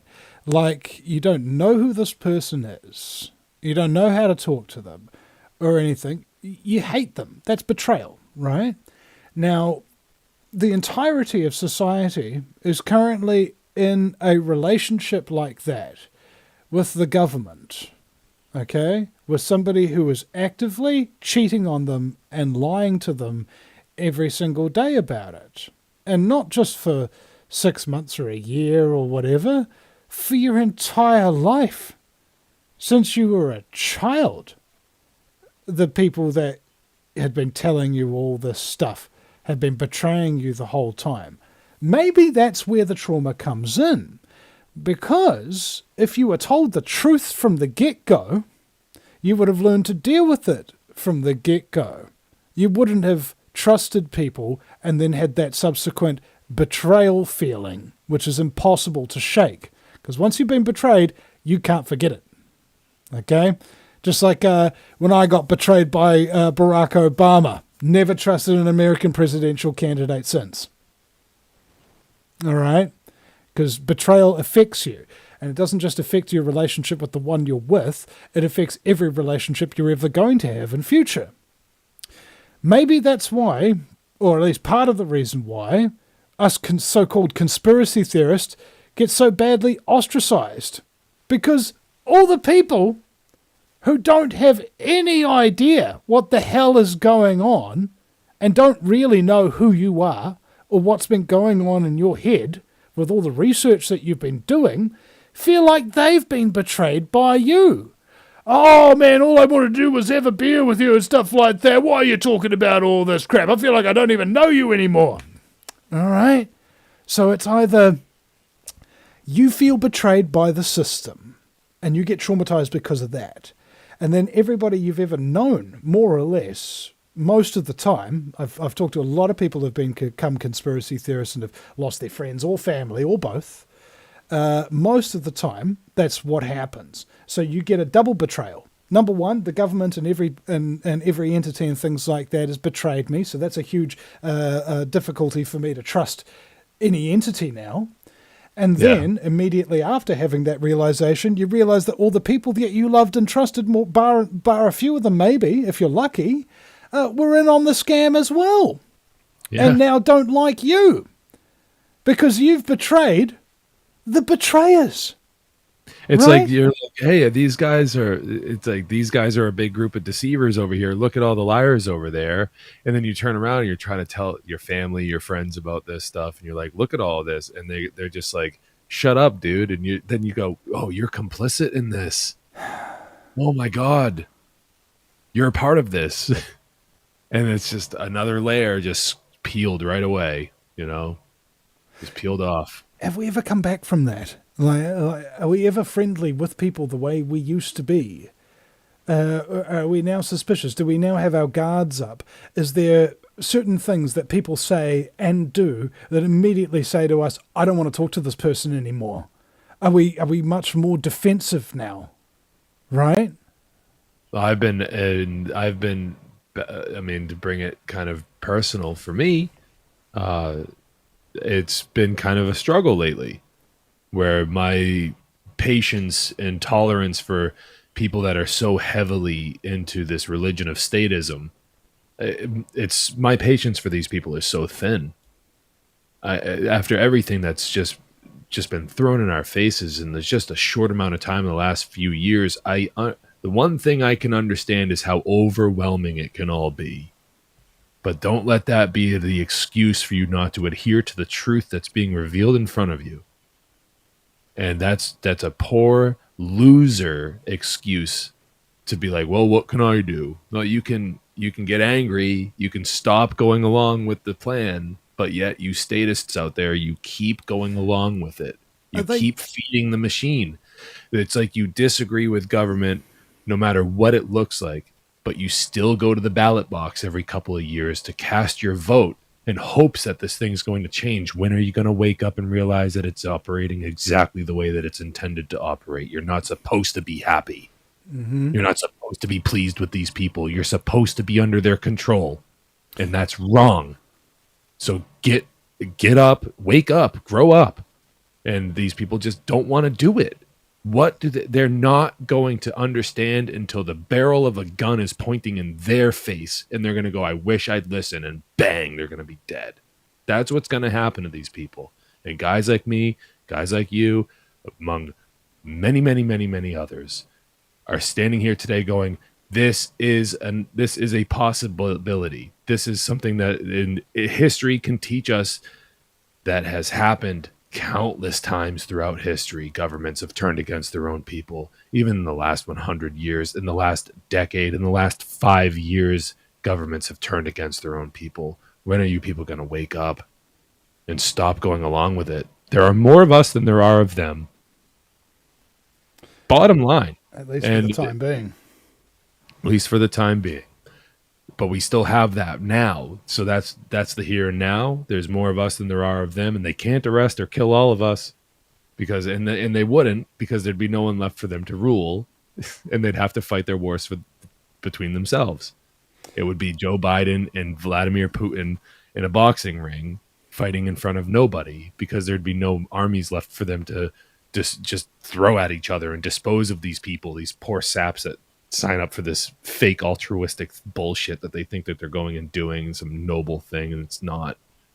And they just don't understand it. My patience for these people is so thin at this point, I'm going to fucking snap. I don't want to be around them. They're complicit in all of this. They're the reason why all of this shit was even able to happen.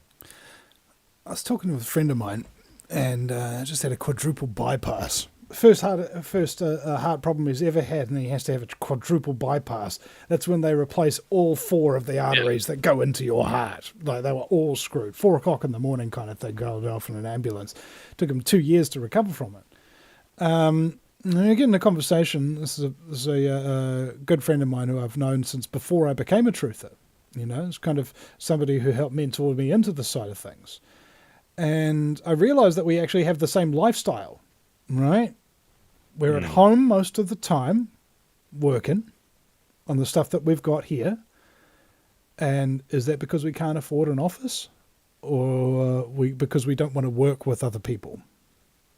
Largely, you know, because you can't trust people to be there and do everything for no money. All right? That's the basic rule of fighting any fight, is that you need mercenaries or you need heroes, okay? And the vast majority of people in this society are mercenary. So if you're a hero, the chances are you're the only one in your family. The chances are very good that you're the only one in your family. The chances are very good that you might be the only one you know personally. And that means that you're going to go through the hero's journey. And the hero denies the call to action. They all do. They say, no, I can't do that. That's too risky. That's too stupid, so on and so forth. But then something happens to the hero that forces their hand. That makes them say, all right, my not doing anything didn't work. Now I have to do something. And before you get to the end of the hero's journey, where you get the golden apple, or you get the golden fleece, or you get the whatever it is, MacGuffin, that you set off on your quest to get, to bring back the knowledge, bring back the item, bring back the something to make your society better, you still have to go through this whole cycle. And every hero does. So what do you do in this society when you're a lone hero? Generally speaking, you'll be at home doing your work, and you'll go out occasionally to find other people who are good people, because nobody else is worth your fucking time. And you will essentially just survive. Just subsist and survive, and everything you need will just miraculously turn up, because you're just doing the right thing on a daily basis, and the universe will reward you for doing the right thing, and it'll punish you when you stop doing it. And so you're on this hamster wheel. You're very lonely most of the time. Sometimes you get to speak with other people that are like yourself. Heroes. regardless of what kind of label that really has on it. If anybody looks up to other people who are making content like this and they're not taking no for an answer from their government or their military or so on and so forth, that's kind of the definition. This is what people do. Insurmountable odds by ordinary individuals being faced. Okay? Just because it's the right thing to do and sacrificing everything you got to do it. So if we've all got the same kind of lifestyle, the question is it worth it? Is it effective or whatever? And John told me this. He said that there'll be one person that listened to your show or read your magazine article or something of that nature, for which it really hit home, that episode. And this person had been struggling with something very, very hard in their own life. And it was only upon hearing from you or seeing that work that you did that they were able to suddenly have cognition for all the things that they are and do. And suddenly, through that alignment of their thoughts with the reality, they're able to change their trajectory from being a government-loving, order-following, slave piece of crap to being more heroic and more dutiful in their daily life. One person. Right? That is the point of the entire gig. That's why these lights are here. That's why that green screen's behind me. That's why these computers are here. That's why the modem is down there. That's why I've got a jacket on. That's why I've got shoes on.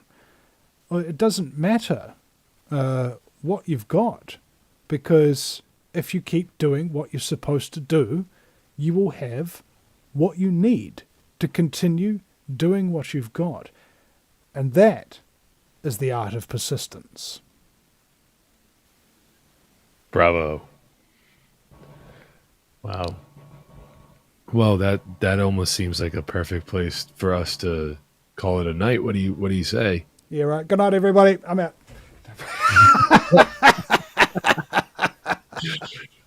Yeah, that's what he says. Okay, bye, Vinny. Yeah. But I remember one time it was really hot during summer and it was the end of the show, and it's like, ladies and gentlemen, there are some things you don't want to know the answer to. For example, was Vinny wearing pants this episode? Good night, everybody. Yeah, there's some questions that don't need answers. For sure. Yeah. Oh man. Well, Vinny, what do you hope for the future with this appeals process? What do you think the likelihood is that it's going to work out in your favor? Well, I'm cynical, so 90% of the time I'm correct, and 10% of the time I'm pleasantly surprised. And unfortunately, I think I'm going to be correct. This one, that New Zealand is a completely tyrannical government, and they're going to throw the book at me and punish me brutally, and they're simply going to expose themselves for the tyrannical frickin' scum that they are, and a whole bunch of people are going to be shocked who could do something about it, but they won't. And I'll suffer, and my family will suffer, and a whole bunch of other people who perhaps I don't even know will suffer and possibly die because I'm not here doing my job, which is trying to bring light to the darkness. All right? It's the reason why they call it making light of a situation, because you can make darkness all you want, and anybody can do that. But to make light, to really make it takes a very special kind of person, and that kind of wit and humor and fun that can be brought to these dark times, I believe, is more important now than it ever has been, despite the fact that there's maybe a dozen people who watch my show nowadays. Okay? Again, there might be one person who changes something good about their life, and that's why you do it. So, in the meantime, I'm going to appeal on the 31st of July, and I hope, for the sake of my family, maybe not for necessarily my sake, because I got to tell you, I must be a bit masochistic. I think I do. I did want to get arrested, didn't I? I did want to suffer, didn't I?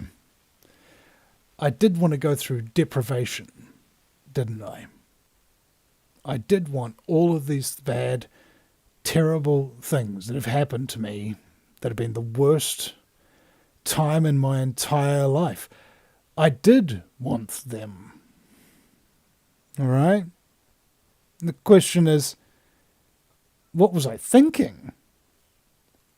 And I think the answer was that I wanted to go through a dark night of the soul.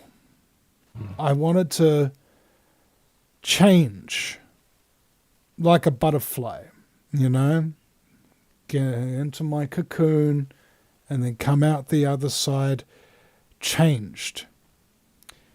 Now, by the look of it, the butterfly that I will become will look pretty fucked up indeed. Like, I'm not sure if it's going to fly or, you know, I don't know, or it'll come out like one of those Cronenberg creatures off of Rick and Morty. Off of Rick and Morty. Kill me! Oh my god. Cronenberg. I probably will end up like that. the acid attack in prison. But yeah, I'm looking forward to it, mate. 3 square meals a day. Fold in the washing. I don't know. Hey, actually, tell me, like, because you went for 90 days, and that's about what I'm facing here, and the day-to-day rigmarole. It's just basically doing sweet bugger all by yourself and dying of boredom and frustration that people who are dumber than you are now in charge of your life, and you can't wait to get out of here. I mean, is that a fair summary?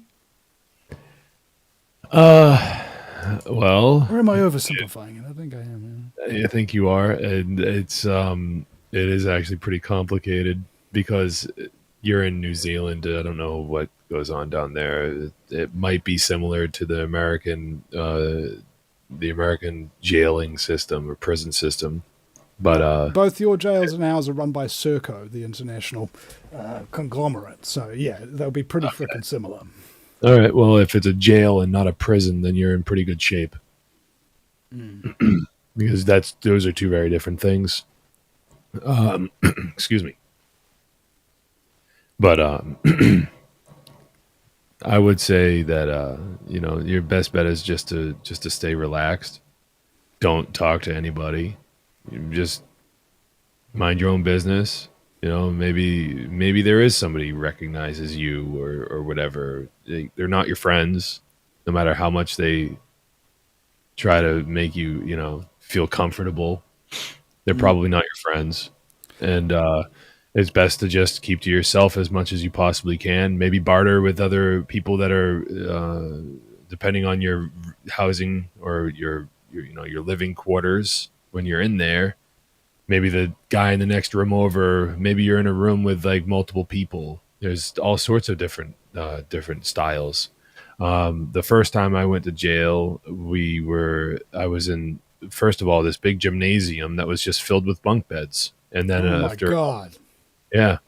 Yep. And then after it was disgusting. You couldn't get sleep. People were loud, but you get transferred out of there. And you go to a quieter place in the jail, and so that was called the first room I described at the gymnasium. That's called the Voke, and in there's like 80 people in one room, and they're all so. And you can And hear everything. yeah, yeah, and for the most part, like you get like 74 people in that room are respectful, and lights out. Everyone tries to be quiet. Then there's always a few rabble rousers, whatever. But I got moved to a different area in jail at one point where it was called 80 bed, where there were 8 rooms with no, there were 10 rooms with 8 people in them, 8 people each in these 10 rooms, and it was basically like a where you go if you like are locked up for being a drunk driver or drug possession, these types of non-violent things. And but it's still against the law, even though you didn't hurt anybody, whatever. But that's where you end up in those situations.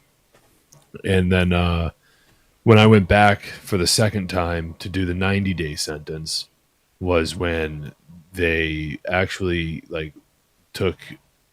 So I basically just like I sentenced out. I was on a probationary period for I got a 2-year probation, and then I did a year of the probation. I started failing drug tests, and this whole mess of a situation went down. And I just basically stood in front of the judge. I said, "I'm sick and tired of being here. I'm sure you guys are sick and tired of seeing me. What do I got to do to make sure that because I know I'm going, I know I'm leaving, I'm going to the county jail. I know that you guys have made that clear. I'm not leaving the courthouse today. So what do I like? What do I got to do? To make sure like I'm not coming back to the courthouse." Is what I like basically was trying to ask the guy. And then he was like, "No, you're good. You did half your probation. We'll give you half your sentence." I was originally going to have a 6-month, 180-day sentence, but I did half my probation. I was 18 at the time. This was quite a long time. This was like 16, 17 years ago. So, but I was 18, and I guess the judge saw this as a brave thing for me to stand there and just be like, "Hey, what do I have to do to not have to ever come back here? You guys are tired of seeing me. I'm tired of seeing you. I want to break up." It's not you, it's me type of thing. And it's like, well, and so I don't know. I'm not thankful for it, but they did something very, I think, reasonable. I did half my probation. They gave me half my sentence. All right. 90 days later, I was out, and I was otherwise a free man, I guess. I wasn't in jail anymore. But while I was in jail, I went back to the same facilities that I previously described in my first bid, which was this gymnasium filled with 80 people, and I was there for about a week. And then I got transferred into the lowest security jailing facility in Massachusetts, as far as I know. It's a place called the Farm in Lawrence, where you go and you're just able to roam around. You have your chores and things like that. I was just a drug kid. I got pinned for failing drug tests. I was never a violent offender. I never did any violence toward anybody ever. No assault and batteries, nothing. Not a scratch on me or anyone else due to me. So that's what got me into a facility like that. But while I was there, you would think, oh, minimum security, things are going to be fine and everything's going to be great. But the doors are all open at all times of the day. You get on the nerves of the wrong person, and next thing you know, they're in your room later on that day, and they want to have words with you, and you're in a room with like 10 other people in a facility like this, and you don't really have a lot of alone time. And so that's a plus and a minus at the same time, because everyone sees everything you're doing. So if you don't come correct, if you don't act right, everyone's going to know it. And there's certain things that you do and you don't do. And that's why my advice would be to just try to keep to yourself as much as possible. If anyone asks you why you're there, it's none of their fucking business. If anyone wants to get it, they can get it. If your judicial system's anything like ours, that's already public information. They don't have to come and ask you for it. If they're curious and they know your name, they can go and get that information all on their own. But they're trying to get something from you. That's why they're approaching you. That's been my experience. Maybe it's somebody that actually recognizes you and sympathizes with you, but that's up to you at the end of the day. Just I would say, just visit if there's a library on the premise. Go to the library, get books, read books. That's what I did. I was reading Dostoevsky. I was reading all sorts of things when I was in jail at the tender young age of 18. I turned my 19th birthday. I was in a jail cell. See, and again, jail has radicalized you. Okay. Maybe. If you send intelligent kids to jail and they got nothing but a library full of anti-authoritarian works to read through because it's the only thing they're thinking about right now, you have created yourself another problem child system, okay? How many times do I have to say it? Rehabilitation just doesn't work. I mean, I'm going to come out so much more radicalized. Like, honestly, maybe that will be the part of my growth or what have you. I mean, I thought, it was actually quite funny the other time I was getting Agi Nost on the show, and it comes off and we're off air, and he says, Vinny, I think jail might actually be good for you, and in some ways, there's things you can give up and things you can start, and I go, it's, you might actually have a point there, because with the shadow banning and everything like that, I might actually have a bigger audience inside. Like I could be broadcasting to just the 8 people in my room, and that'll be more viewers than I've got on the live stream now. Something else that you could do is you could turn this into a very constructive thing for yourself. If you have stationary equipment that you're allowed to have in jail, write a book. 3 months is plenty of time if you have nothing but time. If they haven't given you anything else to do other than, make sure that you're in your cell when they tell you to be. And when it's time to eat, go to eat. When it's time to take a shower, you go and take a shower. These are the types of things you could expect.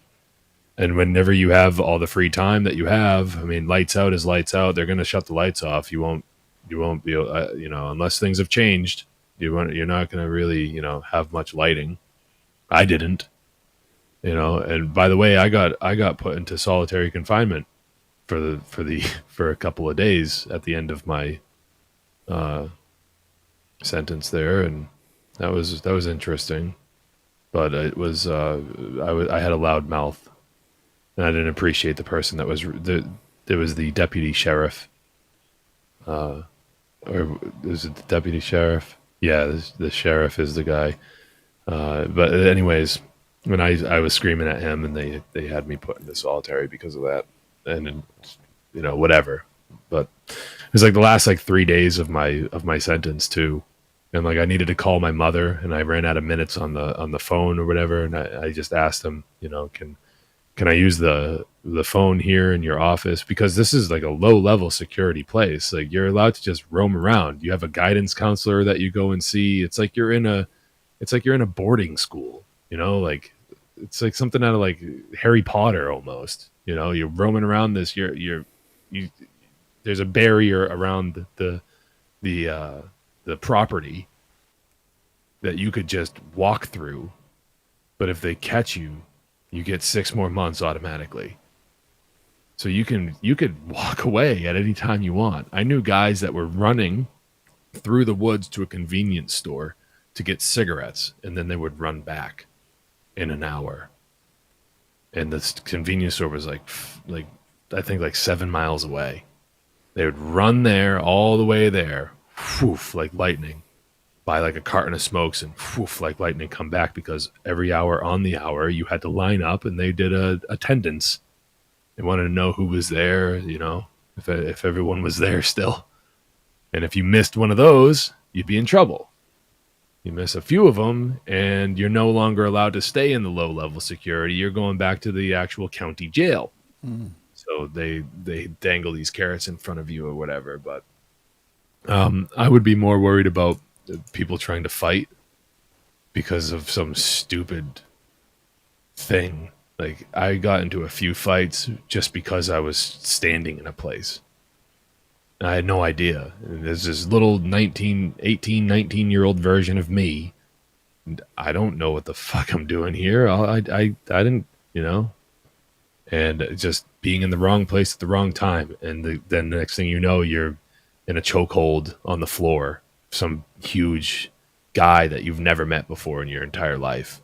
And you don't have a clue of what you did wrong, or you're getting dragged out of your one thing that happened. And I don't mean to scare you, but one thing that happened to me, and I got dragged out of my bed in the middle of the night, and they hogtied me in the middle of the floor, and just left me there for like the guards to find me. But luckily, one of my buddies, who like I knew from the outside, was in the same room at the same time, and he untied me, and I got back to my bed, and the guards never knew what happened. I never ratted on anybody for it or anything like that, but that was a very real situation.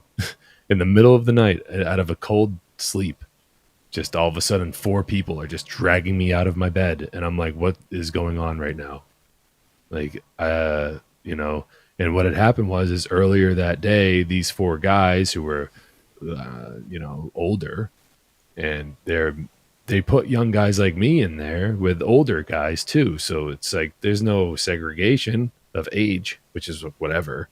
But they're picking on they were picking on this other young kid who was even younger than me at the time. Like, I had met the kid the day before, and I'm like, hey, we're both kind of young guys. Like, why don't we hang out? Thinking this is going to be like, high school or something like that. Like, oh, it'll be a breeze, and we're like hanging out and we're swapping stories, and I find out he's like a year younger than me, and we're just hanging out and whatever. And then the next day, these 4 guys that look like they're picking on him. And I walked over and I said, why don't you just leave him alone? He's just a kid. And these guys are like older gang members. I had no idea. And they decided to, rip me out of my bed later that night because I mouthed off to them. Hence the whole stick to your own, don't mind your own business kind of thing. I had known that, yeah. But luckily, the person who untied me that evening, he was also a gang member, and he was in the same gang. And he like told them, like, don't mess with James. Like, he's just a kid from this town, a few towns over from the same. Like, so his name was Domingo, and Domingo is the one who untied me. And he was from a city close to the town I grew up in. And he used to give me some cannabis every now and again when he'd swing through my hometown on a hot summer day. If I couldn't get something from my regular guy, then he would be there, and I'd be like, "Hey, Domingo, what's up?" And I grew up with his brother-in-law. He married this girl that lived in the same town as me, and her little brother. So it's his brother-in-law, and I grew up with that kid. But anyways, that's how I knew him. People you knew before jail, if they're in there. While you're in there, you might have a relationship with somebody. But if you don't know them and you're in jail and you're both in jail for the first time, you potentially ain't never going to know them. All right? You'll never know them. Yeah, you'll know the jail version of them, which is like complete shutdown consciousness and making sure that they just survive, absolute survival mode for a lot of people that go into those situations who are unfamiliar with those situations. Yeah, that's what I'm in. That's what I'm in right now, preparing for jail. I feel like I'm in frickin' survival mode, bro. Yeah, it's a natural reaction, and you're doing just fine. It's going to be fine. It's just a matter of, if that happens, what do you do when you find yourself in that facility? I suggest just read books. Try to stay out of people's way. Unfortunately, there's going to be guards telling you what to do. Don't get on their bad side, because they can make your life a living hell. Yeah. Yes, master. Oh, please, how may I serve you? Oh, well, I am a worm. I know it's hilarious, and it sounds a little bit like that, but it's not. It's more just like, just be the guy that when it's like, oh, it's, hey, everyone, if you're in this facility that they're like, hey, everyone line up, you're going to the mess hall now. Don't be the guy that's like being like, fuck you to them. Like, just, I mean? Like you might see a guy that just out of nowhere just starts screaming at a guard.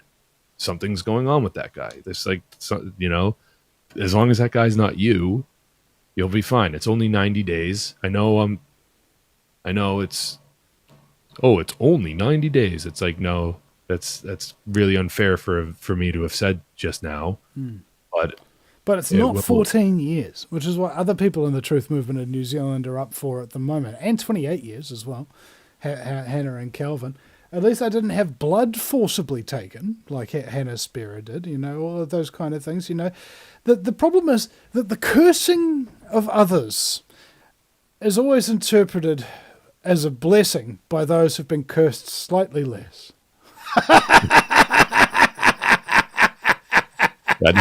Good night, folks. Yeah, man.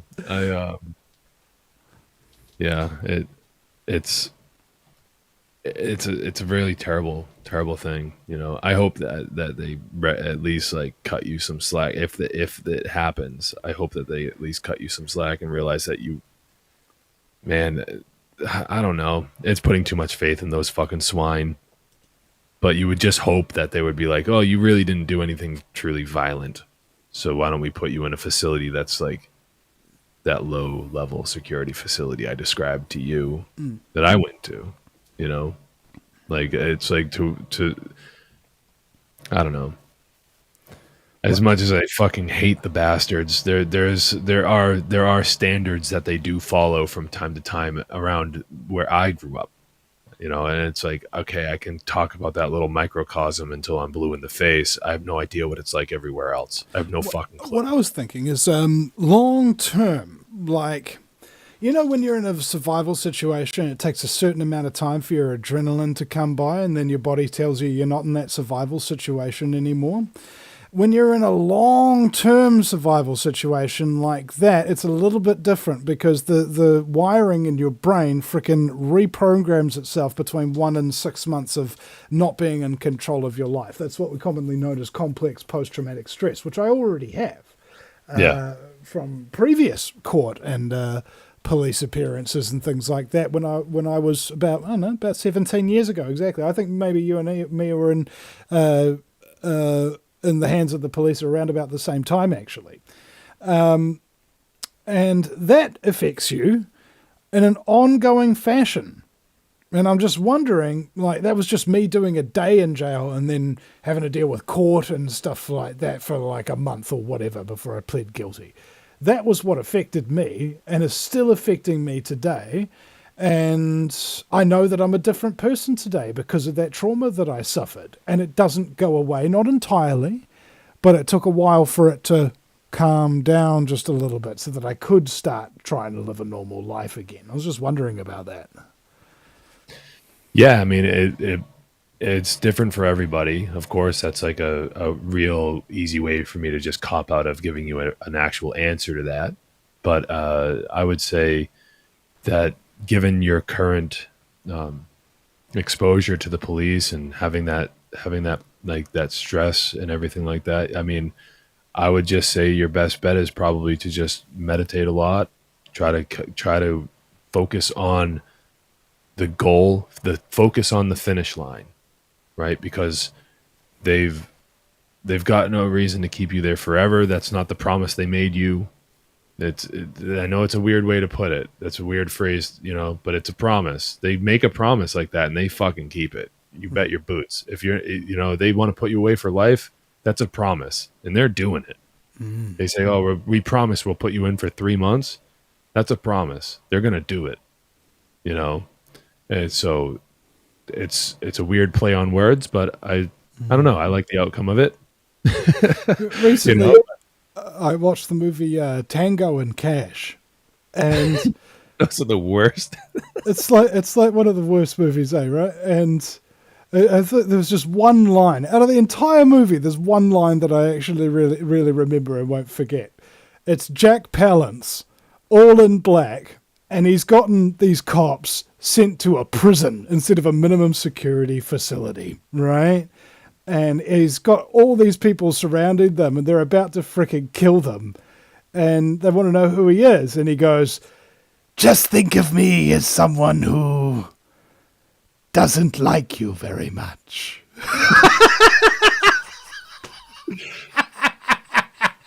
It's just classic. Somebody who doesn't like you very much.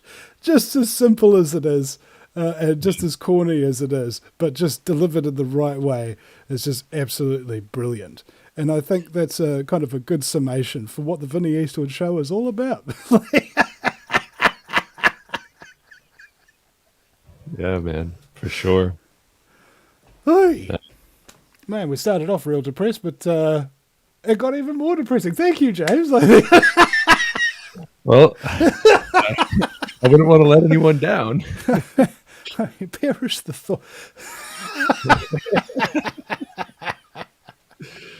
Oh man, yeah, I think that you'll be. I want you to be okay. I think that you will be. I think that this could actually be a very transformative time in your life where, I mean, of course it's going to be, regardless of how you seize the if you even want to bear to call it an opportunity, right? But it's all about the way you seize it. You could be down in the dumps about it, you could be all cynical about it and wallow in the muck, or you could take it as a way to let the phoenix rise from the ashes and turn it into something. Like Malcolm X went to jail, then he came out and he became Malcolm X, right? And Johnny Cash, that kind of thing, went to jail. And so I think that there's no terrible barrier to success after you've gone to prison. I think that's what a lot of people think, that their life will forever be destroyed the second they wind up in prison. And it's just not the case. It's just your life will be a little bit fucked up is all, It's just... Because I think it's like when you see the real face of systemic control, it starts to make you believe that you can have that kind of control over yourself. And that if you don't want to end up in somebody else's system of control, that's what you best do. Innit? Yeah. You gotta have, right. Self-control is what you're getting at. And that's absolutely 100% true. I just hope that you just find a way to have the peace of mind that's necessary to just get you through it, because we've talked before and I'm aware of your, I'm aware of the stress, and everything that you go through, and it's a terrible fucking thing. And that's really, that's not a good feeling, but if you just focus on the finish line, it's 90 days, one day at a time, keep a journal, whatever. That's what I did for like the first month that I was in. I kept a journal. I just wrote my thoughts to myself because I didn't want to talk to anybody. So I got them out and I had the journal. I forget where it is. It still exists. It's somewhere, the journal. Unless the ex burnt it. Probably she burnt it. But anyways, I had it for a while. But like, yeah, it's like these are things you can do. Read plenty of books, write a book if you want, that'd be something pretty neat. Well, I am writing a book at the moment, but of course it's all digital. It's on the computer, and I can't take this computer with me if I go. So if I do get in there, I'll have to start a new book from scratch, or just try and piece together the old one. You just can't let them find it on you, the computer. That's a terrible joke. Yeah. Anyways. How did you get that up there, son? Right. Well, I'm actually... I was a part-time executive for KY for some time, and you try and try again. Can he fit it? Yes, he can. On this episode of Can He Fit It? I mean, I guarantee you there's going to be a show like that in the near future, with morality sliding so far down. There's going to be a show like Fear Factor, but it'll be like Ass Factor. It'll be like an idiocracy. Ow, my balls. Yeah. Like, what can you fit up there? Right. Here is a half-gallon Coke bottle.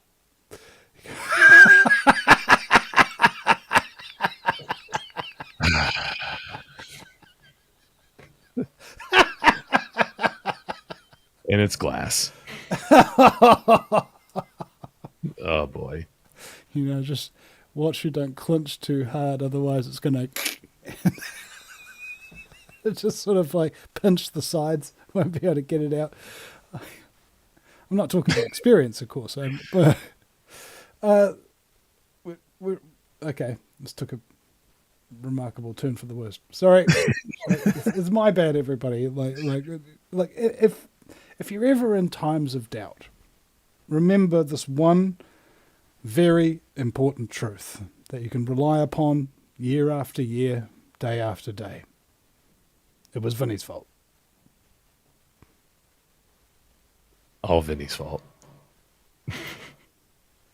Blame Vinny. All right. Sometimes you don't have a choice, because I'm absolutely to blame. I mean, I was to blame for getting Billy arrested at that protest, I could have told him, no, Billy, let's not hold this protest. That's really a bad idea. We're going to get arrested. We're going to get bankrupted. It's going to destroy our families and stuff like that. But I didn't. I was like, yeah, let's get arrested. Didn't think that one through, did you, boy? And because of my foolish mistake, I now have to go around and ask pretty much anyone I can for help. And maybe that's not a terribly responsible way of doing things. Going and making a terrible, terrible error in judgment, terrible mistake. I stood up for freedom, What a bad move. The nerve. I mean, honestly, right? And the amount of abuse that I saw online after the fact that I was able to get back online, people making fun of me and making fun of my arrest or something like that. And honestly, I'm just thinking to myself, all these people are making fun of me, all these people giving me crap and stuff like that, the vast majority of them are going to be dead within the next couple of years. Myocarditis for you. Pericarditis for you. Bye-bye. Oh, I love it. Justice just served cold. Oh, man. What do you say, Vinny? Should we wrap it up? Oh, yeah. It's getting kind of late for me, to be honest. Sorry, that's my bad. No, don't worry about it. I'm used to going, about almost 3 hours. It's okay. Not a problem at all. So you said that the appeals hearing is on July 31st. And in the meantime, what could people do, if anything, to help you? Well, number one thing you can do that's real easy. Go to change.org and search up Billy TK or Vinny Eastwood. They'll come up with the same result. And there's a little petition there, Justice for Billy TK and Vinny Eastwood. If you can sign that, share that around, that would be lovely. Number two, we need some increased media exposure on this issue before we go to appeal. So that's within the next week or so. We need as many interviews as possibly can lined up to use whatever alternative media there is left to let people know about what's actually the real story here in New Zealand, because we've kind of like, as a landmark case, does New Zealand have freedom of speech and freedom of assembly, two very basic human rights, or are those gone now? All right, that's basically what hinges on our case. And so anybody wants to suggest to your favourite host, or suggest your favourite host to me, and go to the VinnyEastwoodShow.com and get that contact page there, that would be lovely. Thirdly, financial support is absolutely needed right now at this point. I mean, it would have been nice to have some money in the bank so that if I do go to prison, Rebecca will be taken care of and sort of safe. money-wise for the period of time that I'm in there. And secondarily, if I am found innocent or don't have to go to jail and don't have to stop earning an income by telling the truth, which I'm still not sure how I've accomplished that, by the way. Anyway, then please go to vinnyeastwood.com. That's Vinny with a Y, because it's the most important question. And Eastwood, like, go ahead, make my news. And go ahead, make a donation there on the donate tab through PayPal, KiwiBank, or Patreon.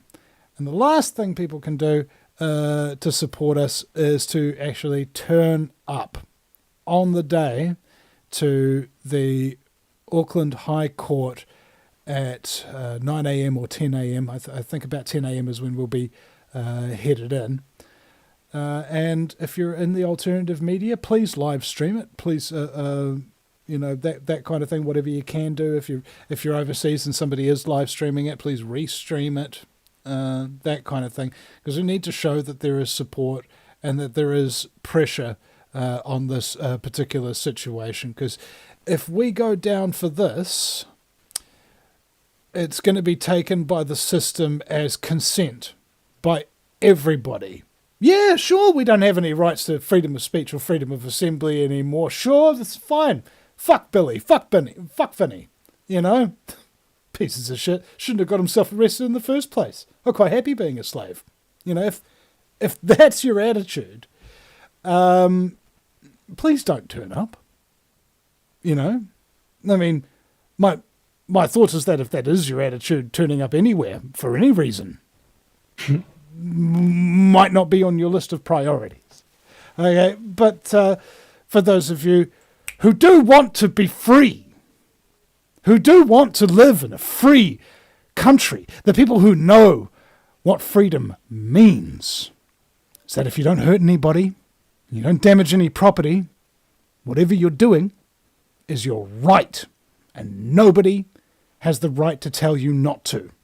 Okay? If you believe in that true, unadulterated, dripping with honey freedom, if you like it, and you think it's worth fighting for, if you think it's worth dying for, if you think that your children should grow up to be the best that they could ever be, to chart their own course through life without somebody telling them what they're allowed to read, who they're allowed to listen to, where they're allowed to go, who they can be friends with and who they can't be. If you don't want that, if you do want genuine liberty, that I would implore you to take an interest in myself and Billy TK's case against the government. They were trying to kill you. They were trying to enslave you. And we tried to stop them. And we failed. And if you fail to turn up to help us, then all of us will have a price and a consequence to pay for our apathy, for our ignorance, our laziness, and our cowardice, the four true horsemen of the apocalypse. I don't want this world to end in a fiery, dark cataclysm. I would prefer it to be bathed in light and the free-flowing waters of freedom. Well, Vinny, you got the universe on your side, brother. It's gonna turn out. It's gonna be good. I really do think so. So, all right, we'll put $20 on it. Just see how. I feel like I don't know. There's so much more to say, but it is getting late. But I will pass the word around, and through this and through other mediums as well, and we'll make sure to get as much word about this out as possible. And hopefully some financial support comes your way as a result. of the effort that you're putting forward to draw attention to just exactly what these people are doing. You know, you weren't doing anything wrong. You were trying to help. You're trying to help everybody, you know, except for one powerful organization called government. It's the only person, no, that person. It's the only entity that you were offending truly, and they deserve to be offended. They deserve it. Fuck them. And you know, but, like Prodigy said, fuck 'em and their law. yeah. Give us the old Vinny Eastwood send off, or the intro, the Vinny Eastwood show. Okay. It wouldn't be complete without it. Okay. Thank you very much, ladies, gentlemen, fellow slaves of the global plantation. The Vinny Eastwood Show is bad news. It's like the news, but worse. It's the lighter side of genocide. Just because we're being exterminated doesn't mean we can't enjoy it. Otherwise, what's the point of being killed? The Vinny Eastwood Show, where the only thing worse than living in a high-tech global police state run by child trafficking Satanists is Vinny's jokes. Oh, Vinny, I love you, brother, and I hope we get to talk again real soon. Okay. All right. Cheers, bro. I'll see you in 3 months. Yeah, you'll have to come back and tell us your stories and tell us how it went. Yeah. Well, you know, I went in there and I had 2 testicles, and that's not the case anymore. It was one of the new laws that they passed when I was inside. I wasn't outside to protest it, that if you're a prisoner of the state for protesting, they could take your balls. So, thank you very much, everybody. Goodbye. This reminds me of my cat when before we had him neutered, you know. Because afterwards he has this very wussy meow. You know, when some cats, they've got a kind of, you know, a bit of a masculine meow on him, but he didn't after it, you know. He was like, meow, you know, it sounded like a woman complaining, you know. but before that, it was like, meow.